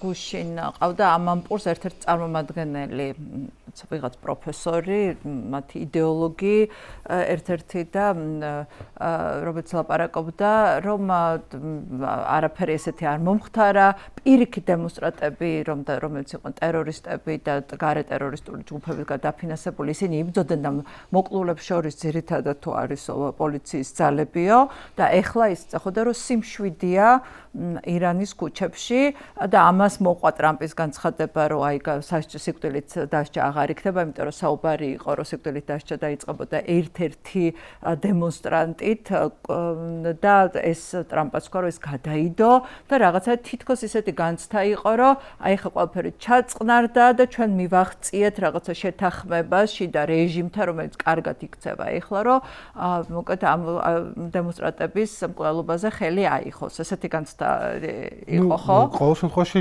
რეგიონის ქვეყნებს ნამდვილად ესეთი განცდა აქვთ, რომ ვითარება დეესკალაციისკენ წავიდა იგივე ყურის ქვეყნებს და ისინი ითხოვდნენ, აქ ყურის ქვეყნებიც არაა მარტო, ხო, იგივე თურქეთიც წინააღმდეგი არის, ვთქვათ. ჩარევის და აქ ბევრი მიზეზია, ხო, ანუ მათ შორის ვთქვათ, იგივე რეგიონის სხვა ქვეყნებს ყველაფერთან ერთად აწყობს ზუსტი ირანი, რომელიც ვერ აწარმოებს ნავთობს, ხო, ანუ მაგალითად ახლა 6 მილიონი ბარელ ნავთობს აწარმოებდა ირანი შახის პერიოდში. დღეს ეს მაჩვენებელი არის 3 მილიონამდე დასული, ხო, ანუ ეს კონკურენტია ყველაფერთან ერთად და რუსეთის პირველ რუსეთის ყველაზე მეტად მათ შორის ხო რომელიც თქვა რაღაცა უპირატეს მდგომარეობაშია ირანთან ყველაზე მეტად ჩინეთის სარგებლობს მაინც ანუ რომელიც კატასტროფულად გაიაფებულ ირანულ ნავთობს ყიდულობს მაგრამ აქ რეალურად არის ეს მოლოდი ეს გახკმა ყოველ შემთხვევაში რომ რაღაცა დეესკალაციის ფაზაში გადავედით ყოველ შემთხვევაში რაღაც დროებით მაინც არის ასევე განცდა რომ ეს პროტესტების ეს რაუნდი ყოველ შემთხვევაში დასრულებულია მაგრამ აი სტრუქტურული პრობლემები, რაცაც ვისაუბრეთ ამდენი ხანი, მე მგონია, რომ იძლევა იმის საფუძველს, რომ ვივარაუდოთ, რომ მეორე პროტესტი არ არის იმის საკითხი მოხდება თუ არა. მე მგონია, რომ ეს არის უბრალოდ დროის საკითხი, ხო? როდის განახდება ეს ახალი ძალით. და კიდე ერთი კრიზისი იდეოლოგიური თვალსაზრისით ელოდება წინ, ესე გაკვირით შევეხეთ და ცოტა მეტი ვილაპარაკოთ ამაზე. ანუ როდესაც რევოლუცია მოხდა, აიათოლა ეწინააღმდეგებოდა შაჰის მემკვიდრეობით გადაცემას, ანუ დინასტიურ მმართველობას და ეს იყო ხო, აიათოლა ხომეინი ამბობდა, რომ ეს არ არის ისლამური მემკვიდრეობით ძალაუფლების მემკვიდრეობით გადაცემა, არ არის ისლამური. და დღეს არის მოცემულობა, როცა ხამენეი, რომელიც 86 წლის არის, ავადარი, ის აპირებს, რომ ძალაუფლება გადასცეს თავის შვილს. ანუ ესეც ყველა, ანუ ამ იდეოლოგიურ ღერძის ჩამოშლაც არის, ხო? თუ ვინმე ამ თქვათ იდეოლოგიურად მოტივირებულია ირანში და ასეთები ცოტანი არიან, მაგრამ მაინც დარჩნენ. ხო, ეს ერთი კრიზისი არის თუ არა წინ, თუ ეს ეხლა მართლა გადააგორეს მას. რა თქმა უნდა, მემკვიდრეობითობის კრიზისი, ანუ მონაცვლეობის კრიზისი. ხო, ანუ ეს ზოგადად ავტორიტარული სისტემებისთვის ყველაზე სუსტი წერტილია, როდესაც თქვათ, იმიტომ რომ არ არის მექანიზმი კონკრეტულად ირანის შემთხვევაში თქვათ რაღაც წესები არის გაწერილი, მაგრამ ზოგადად ავტოკრატიებში იშვიათად არის ხოლმე წესები გაწერილი, თუ როგორ უნდა მოხდეს ჩანაცვლება და ახალი დიქტატორის არჩევა ხო სახალხო რეფერენდუმებზე და არჩევნებზე არ ხდება ხოლმე. აქედან გამომდინარე ეს ბუნებრივად ზრდის რისკებს ასეთი ტიპის რეჟიმებისთვის. მაგრამ რაც შეეხება თვითონ ალი ხამენეის, ანუ საყურადღებო რომ თვითონ ალი ხამენეიც არ არის მაინდა-მაინც როგორ თქვა, წესების დაცვით მოსული ამ თანამდებობას. ანუ თქვენ ახსენეთ აიათოლა ხომეინი მისი თეორიით, ეს ვილაიათი ფაკიხის თეორიით, რაც მდგომარეობდა, თქვა, რაც მას შეიმუშავა ერაყში მისი განდევნილობის წლებში, მდგომარეობდა იმაში, რომ რეალურად ამის სხვადასხვა ინტერპრეტაცია არსებობდა, მაგრამ ის რეალურად წარმოშობდა ესე თეორიას, რომლის მიხედვითაც სახელმწიფოს მმართველი უნდა ყოფილიყო უმაღლესი რელიგიური ავტორიტეტი, ანუ ეგრეთ წოდებული მარჯა, ანუ მთავარი აიათოლა. და სწორედ ამ ნიშნით უნდა გამორჩეულიყო, ანუ ჯერ უნდა არჩეულიყო იდეაში რელიგიური ლიდერი, ანუ მთავარი აიათოლა, ყველაზე განსწავლული, მისაბაძი მაგალითი და ამის შემდეგ ეს ადამიანი გახდებოდა უკვე რესპუბლიკის მეთაურიც. როდესაც თქვათ აიათოლა ხომეინის მონაცვლეობაზე დაიწყო ფიქრი, საკმაოდ გვიან ასაკში დაასრულა მან ეს რევოლუცია და სადაც 93 წლიდან უკვე დაიწყო ამაზე საუბრები, მან თავის მემკვიდრედ დაასახელა ესეთი ასევე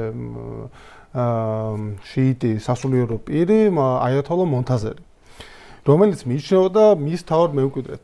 მაგრამ 85 წელს, როდესაც უკვე თქვათ უფრო ახლოს მივედით ამ პროცესთან, დაიწყო შიდა დებატები მათ შორის იმასთან დაკავშირებით, როგორი უნდა იყოს სწორედ ეს აიათოლა მონთაზერი ხელმძღვანელობდა და ავტორი არის აი ამ კონსტიტუციისა ისლამური რესპუბლიკის.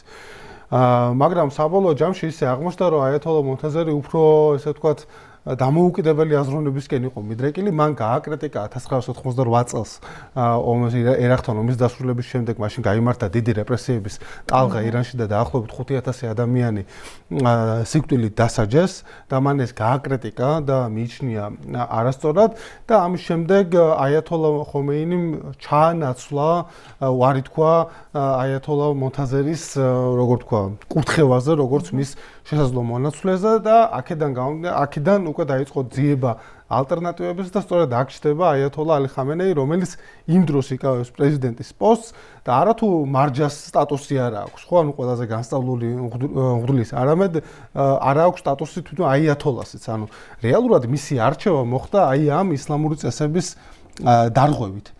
და მოხდა როგორ? მოხდა ალიანსში ჰაშემი რაფსანჯანისთან, რომელიც შემდეგ გახდება ტროცკი და სტალინივით არის. კი, რომელიც შემდეგ გახდება პრეზიდენტი და რეალურად აი ამ ისლამურ რევოლუციის გუშაქთა კორპუსზე როცა ვსაუბრობთ, ეს გუშაქთა კორპუსი და ალი ხამენეი არის სიმბიოტური კავშირი. ალი ხამენეი ხელისუფლებაში მოვიდა მათ შორის აი ამ გუშაქთა კორპუსის მხარდაჭერით. და ეს გახდა მისი კუნთი, მისი მთავარი დასაყრდენი ამ სისტემაში, რომელშიც მას არ ჰქონდა რელიგიური ავტორიტეტი. ის არ მიიჩნეოდა რელიგიურ ავტორიტეტად და არ მიიჩნეოდა, როგორ თქვა, რაღაცა აიათოლა ხომეინის ჰქონდა, თქვა, ეს ქარიზმა, ჰქონდა ეს ისტორია, მისი ბიოგრაფია.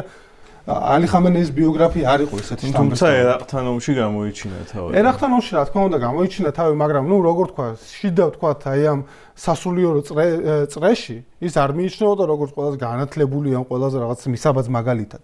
არც არ მიიჩნეოდა სხვა შორის ეს ყველაფერი მას შემდეგაც გაგრძელდა, რაც ის სასულიერო ლიდერი გახდა და ეს აიათოლა მონთაზარი, რომელიც მოახსენე, ხდება აი ამ რეფორმისტული, შიდა სისტემური, ოპოზიციური, რეფორმისტული მოძრაობის, როგორც თქვა, რაღაცა სასულიერო ლიდერი რაღაც გაგებით და 2009 წელს, როდესაც ეს მწვანე მოძრაობა იწყება, რომელიც ასევე შიდა სისტემური ოპოზიციის პროტესტი არის, ხედავთ მის გამოსახულებით სურათებს და ფოტოებს და მან პირდაპირ ერთ-ერთ სალექციო კურსში პირდაპირ მიუთითა ალი ხამენეის, რომ მას არ ქონდა ეს შესაბამისი სტატუსი, რომ გამხდარიყო სასულიერო ლიდერი და სხვა შორის ამ მწვანე მოძრაობიდან მალევე გარდაიცვალა 99 წლის ასაკში. რა იყო რა არის მათი ცხოვრების ხანგრძლივობის საიდუმლოება? შიდა პატიმრობაში იყო პრაქტიკულად აი 99 წლიდან მოყოლებული.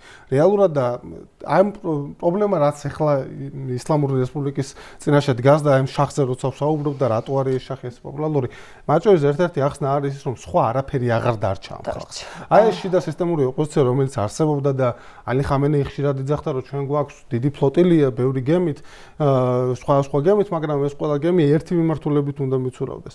ეს რაღაც პერიოდამდე ასე არსებობდა, მაგრამ მისივე მეცადინეობით აი ეს შიდა სისტემური რეფორმისტული მოძრაობა პრაქტიკულად გამოიშიგნა, პრაქტიკულად განადგურდა, ხო, ანუ მիր ხოსეინ მოსავი, რომელიც 2009 წელს საპრეზიდენტო კანდიდატი იყო, უკვე 15 წელზე მეტია პატიმრობაში არის. ჰასან როუხანი ყოფილი პრეზიდენტი ბოლო საპარლამენტო არჩევნებზე არ მიცეს მონაწილეობის უფლება. ახმადინეჯადი, რომელიც, რა ვიცი, 2009 წლის საპროტესტო მწვანე მოძრაობა მისი უკანონოდ თქვა ფალსიფიცირებული არჩევნების შედეგად განვითარდა, დღეს მარგინალიზებულია და პრაქტიკულად შიდა პატიმრობაში არის. მედიასთან ყველანაირი ურთიერთობა აკრძალული აქვს მოჰამად ჰათამის, რომელიც პირველი ლიდერი იყო აი ამ მწვანე რეფორმისტული მოძრაობის 97 წელს არჩევნებში მოულოდნელი გამარჯვებით. სხვა არაფერი აღარ დარჩა და აი ამ ხალხს, რომელსაც თქვა, აი ეს რეფორმისტული მოძრაობა აღარ არსებობს, ერთადერთი პოლიტიკური ლიდერი, რომლის სახელიც მათ იციან, არის ყოფილი შახის ვაჟი და ეს ყველაფერი გადაბმულია აი ნაციონალიზმის აღზევებასთან, რომელიც თავის მხრივ ეხლა ძალიან საინტერესოა ერთ დეტალს დავამატებ, რომ ანუ ირანი ხო ყველაზე ახალგაზრდა მოსახლეობა ყავს, ხო? მოსახლეობის ერთ-ერთი 79 წლის რევოლუციის შემდეგ დაბადებულია და ამ ახალგაზრდებში მოხდა რომანტიზაცია, ასევე წარსულის რომანტიზაცია, ნუ რასაკვირველია შახიცას ქონდა თავისი სერიოზული სისასტიკეები. ნოსტალგია, როგორც იგივე კარიმ საჯადპური უწოდეს ამ ყველაფერს, წმინდა ნოსტალგია, ხომ არ ახსოვთ? არ ახსოვთ უარყოფითი მხარე და ამიტომ მithumetes ნაციონალიზმის, როდესაც ირანი, რომელიც აყავს ოკუპირებული ამ ისლამურ რესპუბლიკას და არის ოკუპაციური ძალად აღიქმება უკვე და ნაციონალიზმი, რომელიც პირდაპირ ებმის ამჯერად შაჰის ხატი პირდაპირ ებმის ამას და რეზა ფახლავი, რომელიც ძალიან აქტიურობს ეხლა ერთ-ერთი მთავარი სპიკერია ირანის თემაზე. ხო, ეს რო გააგრძელო გიორგი. ხო, აი აკას შესანიშნავი და რა შანსები აქვს ამ კაცს? ჰქონდა და ისე თქვა მინდა რომ ანუ ამ ხალხმა გაიგო რომ შენ არჩევნებზე რომ მიდიხარ იქ პრინციპალისტს ირჩევ კანდიდატად თუ რეფორმისტს, მე ეს არაფერს არ ვცვლის და ამის საუკეთესო მაგალითი იყო ზუსტად ხათამის პრეზიდენტობა, როდესაც ის მოვიდა ძალიან ესე ტალღაზე, ხალხი დაიღალა ამ საშინელი შეზღუდვებით და ასე შემდეგ ქალებს სტადიონებზე აუშვებდნენ, ასე შემდეგ ქალების მოძრაობა იყო ძალიან დიდი და ადამიანი, რომელიც ორი ვადით იყო პრეზიდენტი, ჯერ ხო ვერაფერი ვერ გააკეთა, მერე საპარლამენტო არჩევნები მოვიდა და მისი კანდიდატები არ დაარეგისტრეს და ბოლოს პრეზიდენტობა დამთავრდა, იმდენად დიდი იმედგაცრუება იყო ის ყველასთვის წიგნი დაწერა, სადაც ხსნიდა, რომ მე ყველაფერი იმიტომ ვერ გავაკეთე, რომ ეს გუშაქთა კორპუსია მთავარი, პარლამენტში ხალხი არ შემოყვანინეს და უბრალოდ პრეზიდენტი არის ბუტაფორია, ხო, ფიქცია. და ეს წერილი ცნობილი გუშაქთა კორპუსის, რომელიც ათამის გაუგზავნეს, როდესაც უთხრეს, რომ თუ არ ჩაერევი ახლა ამ სტუდენტური მოძრაობების ჩახშობას თუ არ დაიწყებ, მოგიწყობთ გადატრიალებას და ამ წერილების ხელმომწერებს შორის იყო ყასემ სოლეიმანი, აცგარ დაცვლილი და ასევე სამი ხელმომწერი ამ წერილის ისრაელთან 12 დღიანი ომის განმავლობაში მოკლა და ერთ-ერთი ცოცხალია დღეს პარლამენტის სპიკერი არის ყალიბავ. კი. ხო და ამით იმის თქმა უნდა, რომ ეს შიგნით ალტერნატივად ვინც გესახება, ის ადამიანები ყველა არიან მე იმედგაცრუება უკვე და მათი იმედი არ უნდა გქონდეს, ეს გაიგეს უკვე ირანელებმა. სწორედ ამიტომ გადავდივართ ქვეყნის გარეთ ემიგრაციაში ყოფ სხვადასხვა პერსონებში და რა თქმა უნდა მათ შორის ყველაზე ცნობადი არის რეზა ფეჰლევი, რომელიც არის ჩამოგდებული შაჰის შვილი. ის პრაქტიკულად საზღვარგარეთ გაიზარდა ხო ამერიკის შეერთებულ შტატებში, ავიაციაში იყო, იქ მფრინავია, ასევე აგრძელებდა სხვადასხვაგვარ აქტიურობას, თუმცა ესე დიდად პოპულარული არასდროს არ ყოფილა, საკმაოდ ოდიოზურ პირად ითვლებოდა, ასევე ირანელები განსაკუთრებით მის დისკრედიტაციას ცდილობდნენ იმით, რომ მას ბრწყინვალე ურთიერთობა აქვს ისრაელის ხელისუფლებასთან და ყოველთვის ძალიან პროისრაელ განცხადებებს აკეთებს და ამბობს, რომ ეს ქვეყანა ჩვენ ინტერესს საერთოდ არ არის და რატომ უნდა გქონდეს ასეთი ურთიერთობა და ასე შემდეგ. და ნუ მოკლედ ეს წლები ამ ადამიანს დიდად სერიოზულად არათუ ირანის მთავრობა, დიდად ირანის საზოგადოებაშიც ჩვენ ადრე საპროტესტო აქციებზე ხედავდით მის ფოტოებს, ხედავდით შეძახილებს ჯავით, მაგრამ ეხლა გახდა სიმბოლო რაღაცნაირი იმის, რომ ცვლილება თუ უნდა მოხდეს, ცვლილებას ვერ მოახდენენ ფეზეშქიანები, ხათამები და რუჰანები და ასე შემდეგ, ხო? ამიტომ მას აქვს ესეთი მოდელი შემოთავაზებული, რომ მე ვიქნები გარდამავალ პერიოდში ხელისუფლებაში, ვიდრე შევთანხმდებით კონსტიტუციურ მოდელზე და არჩევნებს ვიდრე ჩავატარებ და ასე შემდეგ და მე ანუ ის საჯაროდ ესე აპოზიციონირებს, რომ აბსოლუტურ მონარქობას აპირებს, როგორც მამამისი იყო. მეორე მხრივ მისი კრიტიკა არის ის, რომ ვისაც მასთან ურთიერთობა ჰქონია და იყო რაღაც ფორმატები, როდესაც გაერთიანდნენ ეს დიასპორაში მყოფი ოპოზიციური ჯგუფები, ამბობენ, რომ ის არის საშინლად ავტორიტარული მიდრეკილებების და არითვალისწინებს განსხვავებულ აზრს და ასე შემდეგ. თუმცა მისი აღზრდის ადამიანისთვის არ იქნება. ეგ ხა უცნაური ნამდვილად პრინციპია, ხო, მაგრამ 80 წელს ვარსდები მეფეთაც აკურთხა კაიროში. ეგვიპტეში აი მამის გარდაცვალების მერე ცერემონია ჰქონდა. ხო, ანუ ესეთი, ანუ იქიდან გამომდინარე სხვა ალტერნატივა უბრალოდ არ არსებობს. ქვეყნის შიგნითაც და ქვეყნის გარეთაც მიიჩნევა, რომ მინიმუმ რაღაც ტრანზიციულ პერიოდში შეიძლება ის იყოს ქვეყნის ლიდერი და შემდგომში მე შეთანხმდნენ კონსტიტუციურ მოდელზე. ხო, ეხლა მე რასაც უსმინე, ის ლაპარაკობს ამ გარდამავალ პერიოდზე, რომ გარდამავალი, ანუ სანამ არჩევნები ჩატარდება და ხალხი აირჩევს რა უნდა და ვინ უნდა, რომ მანამდე ამ გარდამავალი გარდამავალ პერიოდში შეასრულოს. არა, დარწმუნებული. მაშინ რომ მას საკმარისი მხარდაჭერა აქვს. მასე მაჩადოს ვენესუელაზე გადავა. მაჩადოს უფრო მაღალი მხარდაჭერა აქვს ვენესუელაში ვიდრე ფახლავის. და მაჩადო ისე რო დაერწმუნებინა ტრამპი და მასე უფრო მეტი კარგად რო ილაპარაკოს მასზე, გადასცა თავისი ნობელის პრემია, რასაკვირველია სიმბოლურად, იმიტომ რომ ნობელის პრემიის ასე ერთპიროვნული გადაცემა შეუძლებელია, მაგრამ თუმცა მანდ არის მეორე ფაქტორი. ფაქტორი არის ის, რომ ახლო აღმოსავლეთში არ გვაქვს დემოკრატიული ქვეყნები რამდენიმე გამონაკლისის გარდა, ხო? და რა თქმა უნდა, ირანსაც არ გააჩნიათ და ტრადიცია იმისა, რომ იყოს დემოკრატიული ქვეყანა. ამიტომ ეს საზოგადოება აქ შეგვიძლია უფრო მოდერნიზაციაზე შეგვიძლია უფრო ვილაპარაკოთ, ვიდრე ვთქვათ ავტორიტარიზმზე, რომელიც მოდერნიზაციის რელსებზე გადაიყვანს, უფრო ყველაზე საუკეთესო შემთხვევაში ამ ეტაპზე გარდამავალ ეტაპზე მაგრამ ყურის სხვა ქვეყნებისგან განსხვავებით, ხა მართალია პრეზიდენტი და პარლამენტი ბუტაფორია, მაგრამ აი ეს ასე ვთქვათ, სავარჯიშოები ჩატარებული არის თვალსაზრისით, რომ არჩევნები ტარდება. კი, და კიდე ერთი ფაქტორი მე რასაც დავამატებდი აი ამ მონარქისტების გამოჩენასთან დაკავშირებით არის ის, რომ ეს ირანელები უკვე მრავალი წელია დადიან დუბაიში, თუნდაც რაღაცა სხვა საუდის არაბეთში, თუნდაც სხვა ქვეყნებში და ხედავ რომ იქ მეფე არსებობს, მაგრამ ნუ ხალხი ნორმალურად ცხოვრობს ასე თუ ის.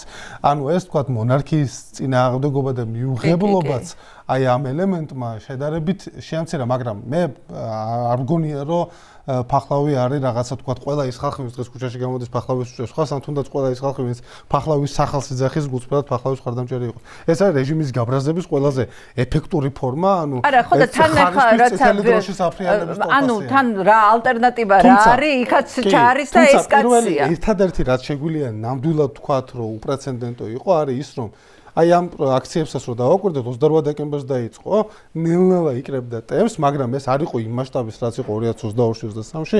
რეალურად ამ აქციების მასშტაბი გაიზარდა ფახლავის მოწოდების შემდეგ 8 იანვარს, როდესაც მან მოუწოდა ხალხს, რომ ხალხი გამოსულიყო და ეს გახდა უკვე გარდამტეხი წერტილი. ხა იმის თქმა, რომ ის ხალხი შეიძლება ისედაც გამოვიდო და პირიქით შეიძლება ამ საქმე გააფუჭო, არსებობს ესეთი ცნობებიც მოდის, მაგრამ რეალურად ეს ახლა უპრეცედენტო შემთხვევაა ისლამური რესპუბლიკის ისტორიაში, როცა ვიღაც პოლიტიკურმა ლიდერმა გარედან მოუწოდა ხალხს, რომ გარეთ გამოსულიყო პროტესტზე და ეს ხალხი დიდი რაოდენობით გამოვიდა. და ინტერნეტის შეზღუდვა ამასთანაც იყო კავშირში, რასაკვირველია. ორი ფაქტორს უცებ ვიტყვი, რამაც ფახლავის რეზა უმცროსის პოპულარობის ზრდა განაპირობა. ერთი არის, რომ ეს პროტესტები აწეულებია იმართება ირანში და ვერ გამოკვეთა სისტემის მიღმამყოფი ლიდერი და ძნელია რომ გამოკვეთოს ხო ხა იქ ირანის შიგნით ესე რომ ვთქვათ ოფიციალური ოპოზიცია, სისტემური ოპოზიცია, ანტისისტემური პროსორად, ანტისისტემური ოპოზიცია ვერ იარსებობს.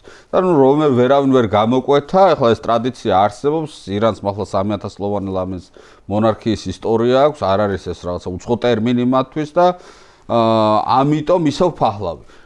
და მეორე რომ ისლამური რევოლუციის იდეებმა მარცხი განიცადა როგორც შიგნით კეთილდღეობის თვალსაზრისით, ასევე საგარეო პოლიტიკური მიზნების თვალსაზრისით, ანუ ეს მთელი პროქსი იმპერია ჩამოიგრა, ჩამოიშალა, ისრაელთან ომში დამარცხდა და ანუ თუ ჩვენ არტიმონარქისტები ვიყავით, იმიტომ რომ მეტი თავისუფლება გვინდოდა, უკეთესი ეკონომიკა გვინდოდა, საგარეო ეკონომიკური თანასწორობა გვინდოდა, რომ ირანი უფრო ძლიერი ყოფილიყო, თუნდაც საგარეო ასპარეზზე და ეს ყველაფერი არის უფრო უარესად, ვიდრე მონარქიის დროს იყო. და მაშინ რატომ არის არალეგიტიმური შაჰის მხარდაჭერა, ხო?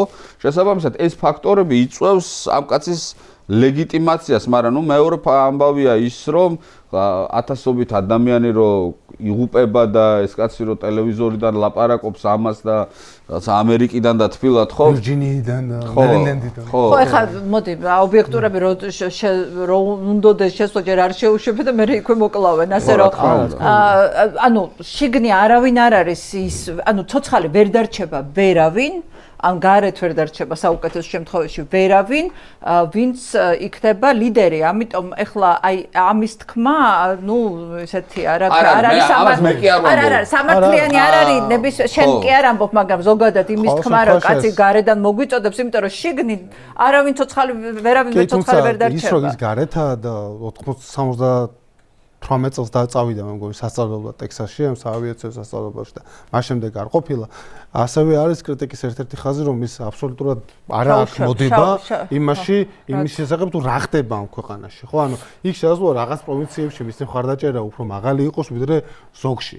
ხო ვთქვათ, ესეც ამის შესახებაც რაღაც წარმოდგენა შეიძლება გქონდეს, მაგრამ იმის წარმოდგენა რომ ახლა ეს კაცი რაღაცა აბსოლუტური მზა პოლიტიკური ალტერნატივაა უკვე ჩამოყალიბებული, ვთქვათ რაღაცნაირად აი ამ საპროტესტო მოძრაობის წიაღში, ჩემი აზრით ნაადრევი იქნება, მაგრამ ახლა ის კი არის რომ ერთადერთი რაღაცნაირად წარმოდგენადი ვთქვათ აი ამ პოსტ უკვე ისლამისტური რესპუბლიკის მოცემულობა რა შეიძლება იყოს, მაინც ამ კაცთანაა დაკავშირებული. შაჰის მიმართ ასევე უბრალოდ პრინცის მიმართ წინააღმდეგობები არსებობს, მათ შორის ეთნიკურ უმცირესობებში, იმიტომ რომ და ეს იგრძნობა ეთნიკური უმცირესობებით დასახლებულ რეგიონებში საპროტესტო აქციებზე, სადაც ისინი ყვირიან არც შეიხი, არც შაჰი, იმიტომ რომ მათთვის რა თქმა უნდა ეს რეჟიმი მიუღებელია, მაგრამ ასევე წინა რეჟიმის იდენტობა იდგა ამ სპარსულ ნაციონალიზმზე და ირანის მოსახლეობის ნახევარით არ არიან სპარსელები, შეგვიძლია ვივარაუდოთ, ეხლა ზუსტი ინფორმაცია არ გვაქვს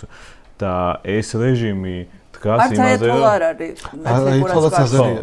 ნახევრად აზერია და პრეზიდენტი ფეზეშკიანიც აზერია და ეს რეჟიმი ამ საზოგადოებას აერთიანებს შიიტური ისლამის ძირითადად და ამ რელიგიური საკითხით, ხო?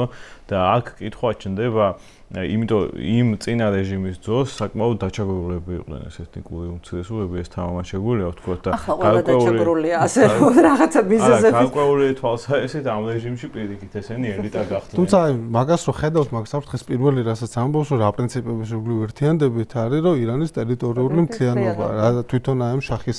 ეხლა თვითონ რომ ზუსტად რომ აი ამ საფრთხეს პოსტ უკვე ისლამისტურ პერიოდში ალბათ თვითონაც ხედავთ. მოკლედ რომ შევაჯამოთ ძალიან მოკლედ ჯერჯერობით ძალიან ძნელია იმის თქმა, რა სცენარით განვითარდება მოვლენები. იგივე საჯაროს 5 სცენარი აქვს, მათ შორის ერთი არის აი ჩრდილო კორეის სცენარი. და მაგრამ ძნელია ხო აი და ყველა ამბობს რომ ასეთი სუსტი რეჟიმი არასოდეს არ ყოფილა და ზომბების რეჟიმია ეხლა იმიტომ რომ აღარაფერი აღარ აქვს მაგრამ ჯერ კიდევ აქვთ ფაქტო მკვდარია ყველაფერი ნდობას რეჟიმის მიმართ იდეოლოგიაც მათი მართვის უნარიც მაგრამ ზომბები დარჩნენ რადგან ჯერ კიდევ აქვთ ძალის გამოყენების საშუალება და ამიტომ ამ ეტაპზე ეს არის ზომბების ეტაპზე გადასული რეჟიმი. და ნუ ყველაზე მთავარი ეხლა არის რომ აღდგეს ანუ ამერიკას რაც შეუძლია გააკეთოს აღდგეს კონდეს ხელმისაწვდომობა მოსახლეობას ინტერნეტთან რაც როგორც მინიმუმ ინფორმაციის გამოტანის შესაძლებლობას მისცემს მათ და დააკავშირებს გარე სამყაროსთან იმიტომ რომ აი მართლა წარმოუდგენელი სისასტიკე იყო აი ჩააბნელეს ქვეყანა ყველა სრული მოწყვიტეს დანარჩენ სამყაროს და ამ სიბნელეში მიმდინარეობდა უსასტიკესი მკვლელობები ანუ ჩვენ რაც გვინახავს აქამდე ყველაზე სასტიკი დღეები ვნახეთ და შეიძლება წინ კიდე უფრო სასტიკია.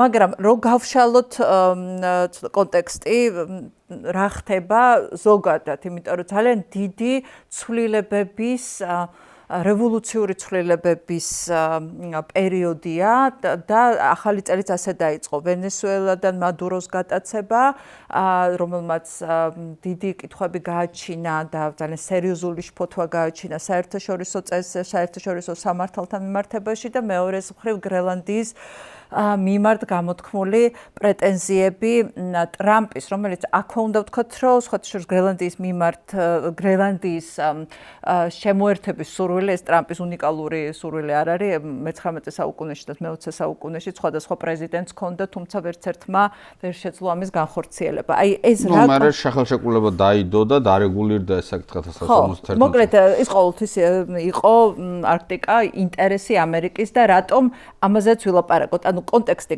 გამიშალე ახლა ბექა რა ხდება თლიანად აი რისი ცვლილებები ხდება ხო ნუ ან რისი ცვლილებების მომასწავებელი მოვლენები ვენესუელა ბევრად უფრო სუსტი სახელმწიფო არის სამხედრო თვალსაზრისით რეჟიმი ბევრად უფრო არარაობად გამოიყურება ხა ვიდრე თუნდაც დასუსტებული ირანი რომ ავიღოთ და იქ ჩატარდა მართლა სპეციალური სამხედრო ოპერაცია თუ რამეს ქვია ის იყო სპეციალური სამხედრო ოპერაცია და ანუ პოლიტიკური ფასი ტრამპს არაფერი არ დაშდომია ეს არც ომში ჩაბმულა ამერიკა და არაფერი არ მოუხდარა და ფაქტობრივად რეჟიმს კი და ნუ არ ვიცი შეიძლება ეს უწოდო ტრამპის მოწინააღმდეგეებიც რაღაც აღთოვანებით შეხვდნენ სამხედრო ნაწილს, ანუ რომ როგორ შესრულდა ეს. სამხედრო ნაწილი მართლა აღთოვანების საგანი იყო. საბავი და ხა ისინიც რაღაცა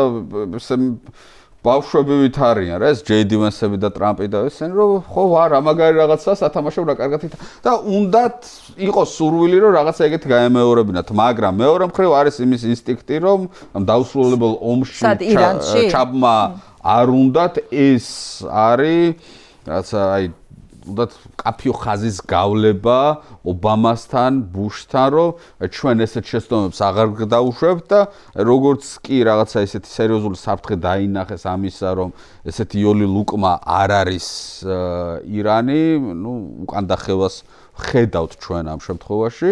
რაც შეეხება გრენლანდიას, აქ მუდმივად საუბარი არის იმაზე, რომ არქტიკულ წყლებში და ესე იგი რუსული რაკეტების გადაჭერისთვის და ამისთვის და იმისთვის არის საჭირო. რაზეც დანიელები ძალიან კაფიოთ ამბობენ, რომ 51 წლის შეთანხმება არის, მოდით ბატონო ააშენეთ, რამდენი ბაზა გჭირდებათ ვინოხერი, ვინგეცილება თამაში, მაგრამ არის მეორე მოსაზრებაც, რომელიც ბევრად უფრო ლოგიკურად გამოიყურება, იშვიათი მინერალების 90%, რაც კრიტიკულად მნიშვნელოვანი არის თანამედროვე ტექნოლოგიებისთვის, აკონტროლებს ჩინეთი და რომ ეს კრიტიკული იშვიათი მინერალები არის გრენლანდიის ტერიტორიაზე, გრენლანდია არის დანიის სამეფოს ნაწილი, იქ ეკოლოგიასთან ძალიან სერიოზული დამოკიდებულება არის და ახლა გრენლანდიას ესე არავინ არ გადაგათხრევინებს, უფრო პირიქით, აი მისი კონსერვაციაც მოხდა და ესე მინერალების მოპოვების შეწყვეტაც, რაც აქამდე არსებობდა. პრინციპში მე რასაც უყურებ და ვუსმენ, გადათხრაც არ არის პრობლემა, უბრალოდ ურთულეს ტექნოლოგიური გამოწვევებთან აქვს საქმე, იმიტომ რომ ხო, ძალიან რთულია, მოპოვების და მე აპლიკაციის კონკრეტულ ტექნოლოგიებში რა. ხო, არა, ეგ არის, მაგრამ თვითონ თქმა მინდა რომ მოკლევად და შეუძლებელი ხო, ძალიან რთულია ეს ტექნოლოგიური იაპონიის მაგალითი არის, მე მგონი პირველად ჩინეთმა შეუწყვიტა მაწვდომა მინერალებზე თუ არ ვთქვი 2011 წელს რაღაც მეორე მსოფლიო ომის ამბებთან დაკავშირებული სკანდალის გამო და იმის შემდეგ იაპონია ცდილობს რომ დამოუკიდებელი იყოს ამ პროცესში და დღესაც პრაქტიკულად რაღაც სულ რამდენიმე პროცენტით შეამცირა ეს დამოკიდებულება ჩინეთზე იმდენად გრძელვადიანი და რთული პროცესი არის და ეს გეფი ჩინეთმა თავის დროზე სწორად დაინახა და დაკავდა იმ საქმით, ჩინეთი არის ყველაზე წინა წარმოუდგენელი. ხო, მაგრამ ნუ გასაგებია რომ ალტერნატიულ რაღაცა გზებს, ადგილებს დედამიწის ზურგზე ეძებს ამერიკა, სადაც ამას იპოვებს უკრაინა, იქ გრენლანდია, იმიტომ რომ ახლა თანამედროვე გლობალურ სამყაროში და ტექნოლოგიური დაპირისპირების სამყაროში გასაგებია ამისი მიზნობრიობა, მაგრამ მეორე მხრივ ამ ფორმით აი ამ მიზნების აღსრულება ამ გლობალურ დაპირისპირებაში ჩინეთთან ევროკავშირის გადამტერება და საერთაშორისო სამართლის სრული დარღვევა, მორღვევა ხო ნუ შეუძლებელი არის. ეს მეტ ზიანს მოიტანს ძელვადიან პერსპექტივაში, ვიდრე სარგებელს. იმიტომ რომ ევროკავშირი მიუხედავად იმისა, რომ მისი ეკონომიკა შეიძლება არ იყოს იმდენად მზარდი, როგორც ვთქვათ, თუნდაც შეერთებული შტატების, ევროკავშირი არის ძალიან დიდი წონიანი მოთამაშე, ხო გლობალური ეკონომიკის თუ არ ვთქვი 19% არის დღეს, ანუ მეხუთედი სამყაროს ეკონომიკის არის ძალიან მნიშვნელოვანია ჩინეთთან დაპირისპირებაში, რომელიც აბსოლუტურად გარდაუვალია ევროკავშირი რა როლს ითამაშებს? აქ ყველაზე დიდი ბერკეტი ევროკავშირს ამერიკასთან მიმართებაში. რა თქმა უნდა და ეხლა ბოლო დღეებში იყო საუბარი იმაზე, რომ აი რაღაცა ერთი სამხედრო ბრიტანეთმა გაგზავნა, 15 გაგზავნა საფრანგეთმა, 13 გერმანიამ და ვაიმე რა სასაცილოა ეს ყველაფერი. ეს ყველაფერი ნამდვილად არ არის სასაცილო, იმიტომ რომ ჯერ ერთი მესიჯი არ არის იმის მესიჯს არც დანია და არც ევროკავშირი არ აგზავნოს, რომ ჩვენ ამერიკის საწინააღმდეგოდ რაღაცა სამხედრო ნაბიჯებს ვდგავთ. ფორმალურად მესიჯი არის, რომ ჩვენ რუსეთის და ჩინეთის წინააღმდეგ, მაგრამ რეალურად გასაგებია ეს ამერიკელებისადმი გაგზავნილი მესიჯი არის. რომ ამ საკითხში ერთი ვართ და ანუ დაპირისპირება ნიშნავს დანიასთან დაპირისპირება ჩვენთან დაპირისპირებას. ხო, რომ დანია, პატარა დანია არ არის იოლი თავზე ხელწარმოსარტყმელი, ჩვენ მასთან ერთად ვართ და ხა სამხედრო მანევრებს ევროკავშირი ვერ გააკეთებდა და არ უნდა გააკეთოს, იმიტომ რომ ამერიკასთან თანაზომადი სამხედრო მანევრები რო გააკეთო, მთელი ევროპის მოსახლეობის მობილიზაცია უნდა გაუკეთო და ხო, ამიტომ ეს რაღაცა თითოეულა სამხედროს გაგზავნა არის პოლიტიკური დემარში შეიძლება ითქვას, რომ ანუ ჩვენ დანიისადმი მხარდაჭერას ვაჩვენებთ იმითი, რომ თუნდაც ერთი ჩვენი სამხედრო არის იქ ადგილზე. ეხლა მე მინდა გავიხსენოთ, აი ეს უფრო ადვილი გასაგები რო იყოს ადამიანებისთვის, 1918 წელს საქართველოში მოხდა ესეთი რაღაცა, რომ ოსმალები უტევენ საქართველოს, აი ეს აპრილ-მაისი 1918 წლის შეიძლება თბილისი დაიკავონ, უცებ გერმანია გამოჩნდა საქართველოს მოკავშირედ, მაგრამ გერმანული ჯარები აქ არ არიან, სახელდახელოდ იშოვეს რამდენიმე გერმანელი, ჩააცვეს უნიფორმა და დააყენეს ჩოლოქზე. ხო, განა იმ გერმანელების გადავლა არ შეეძლოთ ოსმალებს ფიზიკური ძალით, მაგრამ თუნდაც იმ ერთ გერმანელზე სროლა ნიშნავდა გერმანიის იმპერიასთან დაპირისპირებას და ამ რამდენიმე გერმანელმა გააჩერა ოსმალების შემოტევა. ხო, ასეთ რაღაცაზეა საუბარი, რომ თუ ეხლა იმ პირობებში როცა მოკავშირეთა თუნდაც 30 კაციანი ჯგუფი იმყოფება გრენლანდიაში, ტრამპი გადასხავს დესანტს, ეს ნიშნავს ევროკავშირთან თავზე ხელაღებულ დაპირისპირებას. რასი პოლიტიკური ფასის გადახდაც მოუწევს. ეს არის პოლიტიკური დემარში და რაღაც არაფერს აღლიცინო არ არის იმაში, რომ ვინ იღლიცინა? რა ვიცი მე კოცების ტელევიზიებში იყო ქარდები, მე აქთან მხარესაც აყვა, აქთან მხარესაც ანუ რაღაცა მე მგონი ისტორიის ფუნდამენტური არცოდნა არის ამ შემთხვევაში, იმიტომ რომ ძალიან გასაგებია ეხლა აქ რომ მესიჯი არის გაგზავნილი და არა სამხედრო მზაობა, სამხედრო მზაობა ხდება რაღაცას ამერიკასთან დასაპირისპირებლად.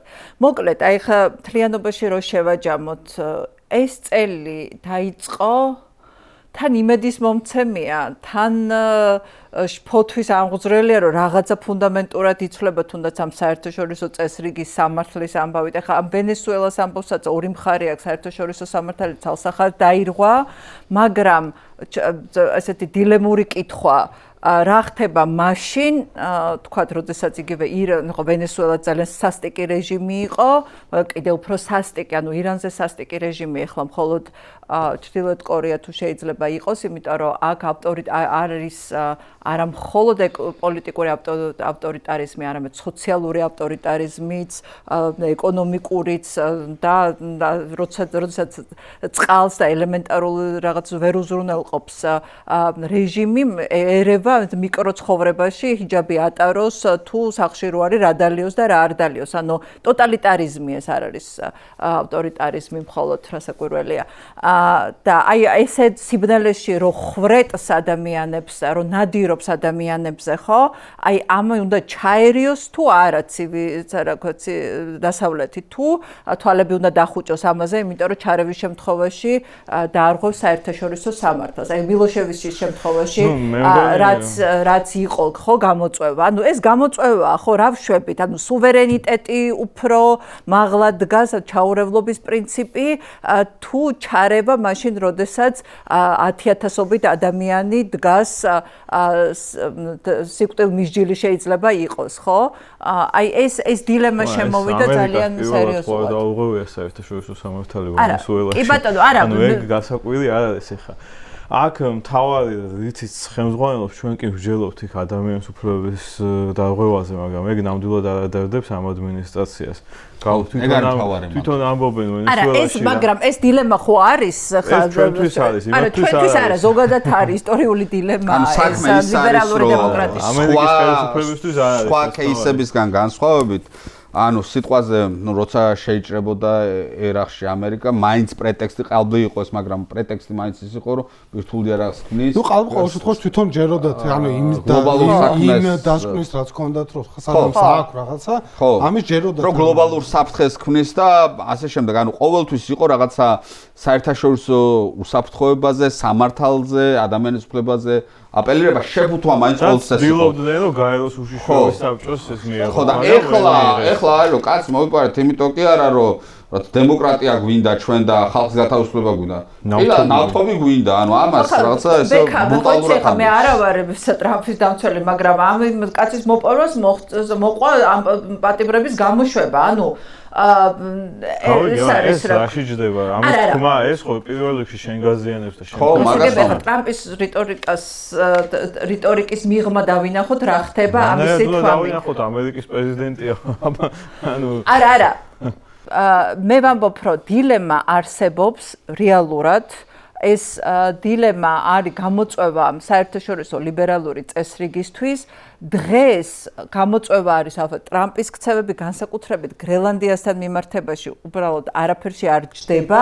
მე მგონი ყველაზე უარესია უკრაინასთან მიმართებაში, რასაც აკეთებს. გრენლანდია და ეს ყველაფერი ვერ შეედრება ამას. უკრაინასთან მიმართებაში რასაც აკეთებს, ცალსახად ამაზე ვილაპარაკია ძალიან ხშირად, მაგრამ ზოგადი სურათი რო შევაფასოთ, ეს წელი როგორ იწყება, ანუ რა არის იმედები და რა არის ყველაზე დიდი საფრთხეები რომელიც შეიძლება გაჩნდეს, მაგრამ იმედიც გაჩნდა, ხო, რაღაცა თვალსაზრისით ახლა აი ეს რაღაცა ცუდი კაცების წინააღმდეგ რომ რაღაცა თუნდაც სპეცოპერაცია კეთდება, ძალიან ბევრ ადამიანს მოწონს ეს ის საერთაშორისო სამართალს არღვევს თუ არა, აკა. ხო, ანუ მე საერთაშორისო სამართალზე რა ჩემი ანუ ეს ხო რაღაცა ანუ გაეროს ხო არაფერს გაკეთება არ ანუ ხო, აი იმპოტენტი ორგანიზაციაა ახლა. არსებობს ეს გააჭარბებული. ეხლა საერთოდ დაიკარგა. მაგრამ ანუ აქ საუბარი არის იმაზე რომ თქვათ ჩვენი არ ქვეყნებზე რა გავლენა იქნება ამას. არის შიშები იმასთან დაკავშირებით, რომ ეს რაღაცა პრეცედენტია საშიში და ასე შემდეგ და რუსეთს ხელს გაუხსნის. ხა მე მგონია რომ ამ ნაწილში ეს შიშები როგორც მინიმუმ გადაჭარბებულია, ხო ხა არა, რუსეთს სულ გახსნილი ქონდა ხელი, არავის არ შეუმორგავს. მულტიპოლარულ სამყაროზე და ასე შემდეგ საუბრისას ერთი ჩემთვის ყველაზე მნიშვნელოვანი ამბავი რაც არის ის, რომ რეალურად თავში შეეძლოა ობამაც ღია ყოფილიყო ესეთი თქვა გავლენის სფეროებისთვის რაღაცნაირად არაფორმალურად გაფორმებისთვის. ახლა როგორ შეგვიძლია გავიგოთ ის, რომ პრაქტიკულად 2014 წელს ყირიმის ანექსიას ამერიკის შეერთებული შტატებისგან არაფერი მოყოლია და ამის შემდეგ ამერიკელმა გააგრძელა სტრატეგიულ გასადენებზე მუშაობა. ხო, ახლა ეს გავლენის სფეროს დავარქვევთ იმას, რომ ყირიმი გადაულოცეს თქვა, ახლა გავლენის სფერო თუ არ გადაულოცეს თუ ასე შემდეგ, ფაქტად ესე დარჩა, ხო, ახლა რაც მნიშვნელოვანი არის.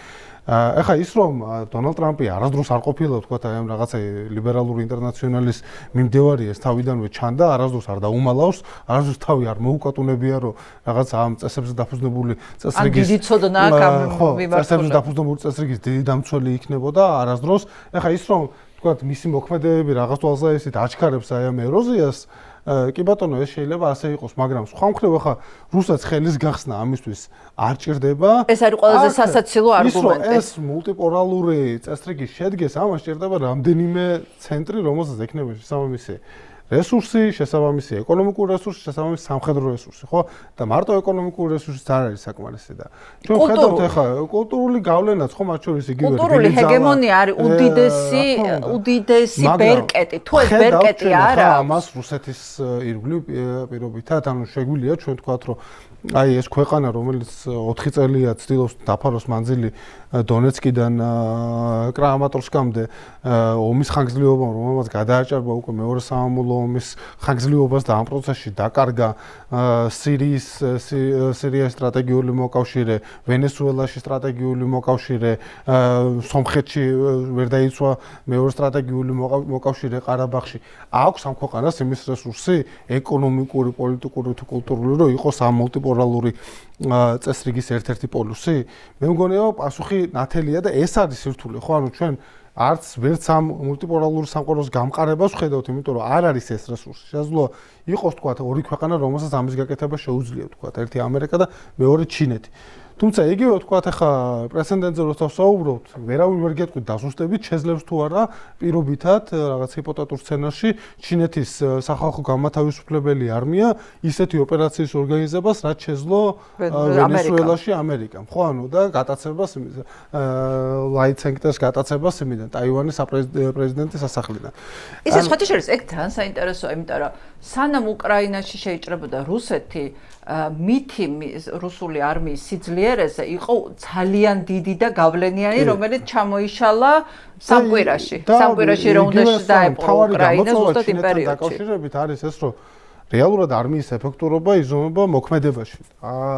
ჩინეთის არმია ბოლოს მოქმედებაში მე თუ არ მიშლება არაფერი 70-იანებში ვიეტნამში ნახეთ და არც ისე სახარბიელოდ გამოიყურებოდა, მაშინ ვიეტნამმა გაიმარჯვა ამაში.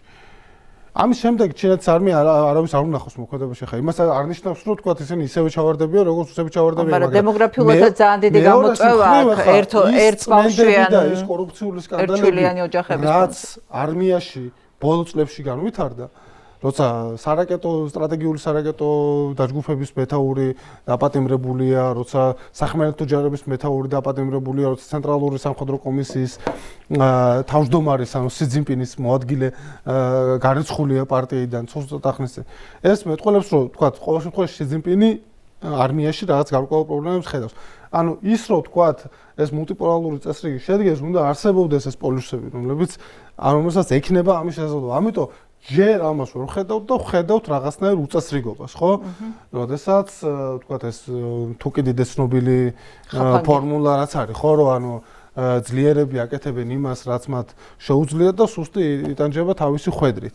დაახლოებით ესეთ მოცემულობაში გადავდივართ, რაც სამწუხაროა და ჩვენთვის ეს ლიბერალური წესრიგი ყველაზე მომგებია ჩვენთვის გულისხმობ პატარა სახელმწიფოებისთვის, თუმცა აქაც მოიძებნებოდა ეგ ხალხი, ვინც ამერიკულ იმპერიალიზმზე წუხდა და ერთპოლუსიანი სამყაროს უარყოფით ეფექტებზე საუბრობდა, მაგრამ პატარა ერებისთვის ეს საუკეთესო ეპოქა იყო და ალბათ ამ პერიოდში უფრო გამოჩნდება ეს ნოსტალგია, რაც ირანელებს აქვთ ახლა ნაწილობრივ, შეიძლება იმ ხალხსაც განუვითარდეს, ვინც თავის დროზე ამ ამერიკულ იმპერიალიზმზე. ხო, მოკლედ, სწორი თქვა, ჯერჯერობით ხედავთ რაღაცა ტიპის არეულობას, მაგრამ ვერ ვხედავთ ანუ უпростоრად ჯერ ძალიან ადრეა პროგნოზი იმის თუ რა ფორმას მიიღებს ეს საბოლოოდ, მაგრამ რაღაცა disruption-ი, ანუ დიდი ცვლილებები ხდება. როცა არ არის გამორიცხული, რომ ამ ცვლილებებმა გადაიაროს და შემდეგ ცოტა სახეცვლილ იგივე წესრიგს დაუბრუნდეს, ან მულტიპოლარიზმი, რასაც ჭირდება საყრდენები და ეს საყრდენები რუსეთი თალსახად ვერ იქნება, ეს შეიძლება იყოს ჩინეთი და ჩინეთს დაქვემდებარებული რუსეთი, რომელსაც სხვა ეს გახდება მისი ბედის წერა, იმიტომ რომ ჩინეთს ჩინეთის ესე არის 90 წლის იანვარში გამოქვეყნდა Foreign Affairs-ში და სათაური არის ესეთი unipolar moment, ეს ერთპოლუსიანი მომენტი და აბსოლუტურად სწორი დიაგნოზია აქვს დასმული, რომ ანუ იმ დროს არსებობს დისკუსიები, რომ აი ახლა ეს საბჭოთა კავშირი ჯერ არ იშლება, მაგრამ ნათელია რომ კომუნიზმი დამარცხდა და რაღაცა ამერიკულმა მოდელმა, დასავლურმა, უფრო სწორად რო ვთქვათ, მოდელმა გაიმარჯვა და მაშინ იყო საუბარი იმაზე, რომ ეს მულტიპოლარულ წესრიგში გადავდივართ ისევ და იყო ხალხი, რომელიც ამბობდა, რომ ეს ახალი პოლუსებს შორის იქნებოდა გერმანია, იაპონია, რომლებიც ეკონომიკური დინამოები იყვნენ იმ პერიოდში. რაუთავის ანალიზი იყო ის, რომ გადავდივართ სწორედ რომ უნიპოლარულ მომენტში, როდესაც ერთ-ერთი ძალის პოლუსი მსოფლიოში დარჩება ამერიკა და იქვე ამბობდა, რომ ეს არ გაგრძელდება მუდმივად და მთავარ საფრთხეს რაც ხედავდა არა იმას, რომ ამერიკას რესურსები არ ეყოფოდა ამისთვის, არამედ ის, რომ ამერიკულ საზოგადოებას მობეზდებოდა და ამერიკული საზოგადოება უარს იყოდა და რაღაც თვალსაჩინოდ ეხა ეს ნახეთ ტრამპის არჩევით, ხო? და მეორეს უკვე ეს აი ამ უსაფრთხოების სტრატეგიაში, როცა და იგივე გრენლანდიაზე საუბარში, ხო, ანუ ერთი ლოგიკური შეუსაბამობა ხა ბევრი შეიძლება ტრამპის რიტორიკასა და მოქმედებებს შორის მომძებნოთ, მაგრამ როცა ეროვნული უსაფრთხოების სტრატეგიაში გიწერია საუბარია იმაზე, რომ რუსეთთან ახალი სტრატეგიული ბალანსი უნდა დამყარდეს და მერე გრენლანდიაში შენი საოკუპაციო თუ რაღაცა თქვათ ინტერვენციის გეგმებს ამართლებ იმით, რომ რუსეთს და ჩინეთს აქ არ მიცემ დასახდენს, ესეც მეტყველებს ამ იმაზე და მე მგონია, რომ ასევე გრენლანდია არის ის შემთხვევა, როცა ამერიკის ეროვნული ინტერესები და ტრამპის პირადი ინტერესები მოდის დაპირისპირებაში ერთმანეთთან, ხო? ბექამ როგორც ახსენე, არანაირი საჭიროება ამ რიტორიკის არ არსებობს, დანიელები აბსოლუტურად ღია არიან ყველანაირი თანამშრომლობისთვის, მაგრამ თვითონ დონალდ ტრამპი რამდენადაც ჩანს, ამას უყურებს როგორც უძრავი ქონების გარიგებას. აი ესე თქვა, რომ ჩემი რო იქნება, მე უფრო კარგად დავიცავ. მოკლედ, რამეს ხარ დაამატებდით ამ მიმართულებით? ერთი დამატება მინდა რუსეთის და რუსეთის გაჩრდილო კორეების თაობაზე და ჩინეთის სატელიტად ხსევს თაობაზე, რადგან შეუქცევადი სახე აქვს, თუმცა ამას რუსეთის შიგნით ვერ აანალიზებენ, ჯერჯერობით ამის ანალიზი არ არის და მე როგორც ისტორიკოსმა თამამად შემიძლია ეს რაღაცა ვთქვა, რაც გვაჩვენებს ბოლო საუკუნეების რუსეთის ისტორია, რომ ელიტები რუსეთში ვერ ეგუებიან რუსეთის გამეორე ხარისხოვნებას და იქ იწყება ეს სმუტნიევი რემენა, რომ რუსები როგორც ამბობენ, ანუ რყევები იწყება რუსეთში, როგორც კი იმის ანალიზი ხდება, რომ ჩვენ ხვდებით მეორე ხარისხოვანი სახელმწიფო ნაპოლეონური ომების შემდეგ და ესე იგი ნიკოლოზ ისინი ამ პირველ ხარისხოვნობით იკვებებიან და იმპერიალიზმი. აი როცა ყირიმის ომში დამარცხდა რუსეთი, იქ ტექტონიკური ცვლილებები დაიწყო აბსოლუტურად ყველა მიმართულებით, რაც საბოლოო ჯამში შემდეგ მონარქიის დამხობით დასრულდა. მათ შორის როცა 1904 წლებში რუსეთი იაპონიასთან დამარცხდა და ეს იყო ისტორიაში პირველი შემთხვევა, როცა ევროპული სახელმწიფო, ევროპული იმპერია დამარცხდა აზიურ სახელმწიფოსთან. ეს იყო წარმოუდგენელი რაღაცა, იგივე თუნდაც როცა 80-იან წლებში ვხედავთ, რომ კომუნიზმის პროექტი მარცხდება შიგნით აი ამ პერესტროიკამ ამან შობა, რომ ეს ჩვენ კომუნიზმი განა რა საბჭოთა კავშირის დაშლა ემუქრებოდა კომუნიზმის იდეისა და ეკონომიკის ეროზიის შედეგად. არამედ იყო ის, რომ ეს ხდებოდა მეორე ხარისხოვანი სახელმწიფო. ამან გამოიწვია მე პერესტროიკა შესაბამისად, როგორც კი არ ვიცი ეს როდის მოხდება, მაგრამ რუსეთის ელიტაში გაანალიზებენ იმას, რომ რუსეთ-ჩინეთის ჩმორობა რო არაცდება ფაქტია. ხო და მე ეს თავისთავად გამოიწვევს თვითონ შიგნით ძალიან სერიოზულ რყევებს, როცა ელიტა გაანალიზებს, რომ ჩვენ ახლა რაღაცა დანამატი ვართ. კი ბატონო, ძალიან დიდი მადლობა ძალიან საინტერესო საუბრისთვის, ბიჭებო. გიორგი ლოლაძე, აკაზარქო, ბექა კობახიძე იყვნენ ჩვენთან ერთად. ძალიან დიდი მადლობა მათ, დიდი მადლობა თქვენ და ჩვენ ერთმანეთს შევხვდებით შაბათს კიდევ ერთხელ შეგახსენებთ, რომ გამოიწერეთ ჩვენი პოდკასტები, დაგვალაიქეთ, გამოგყევით და მოუყევით თქვენს ახლობებს ჩვენი, მე მგონი არაჩვეულებრივი პლატფორმის შესახებ.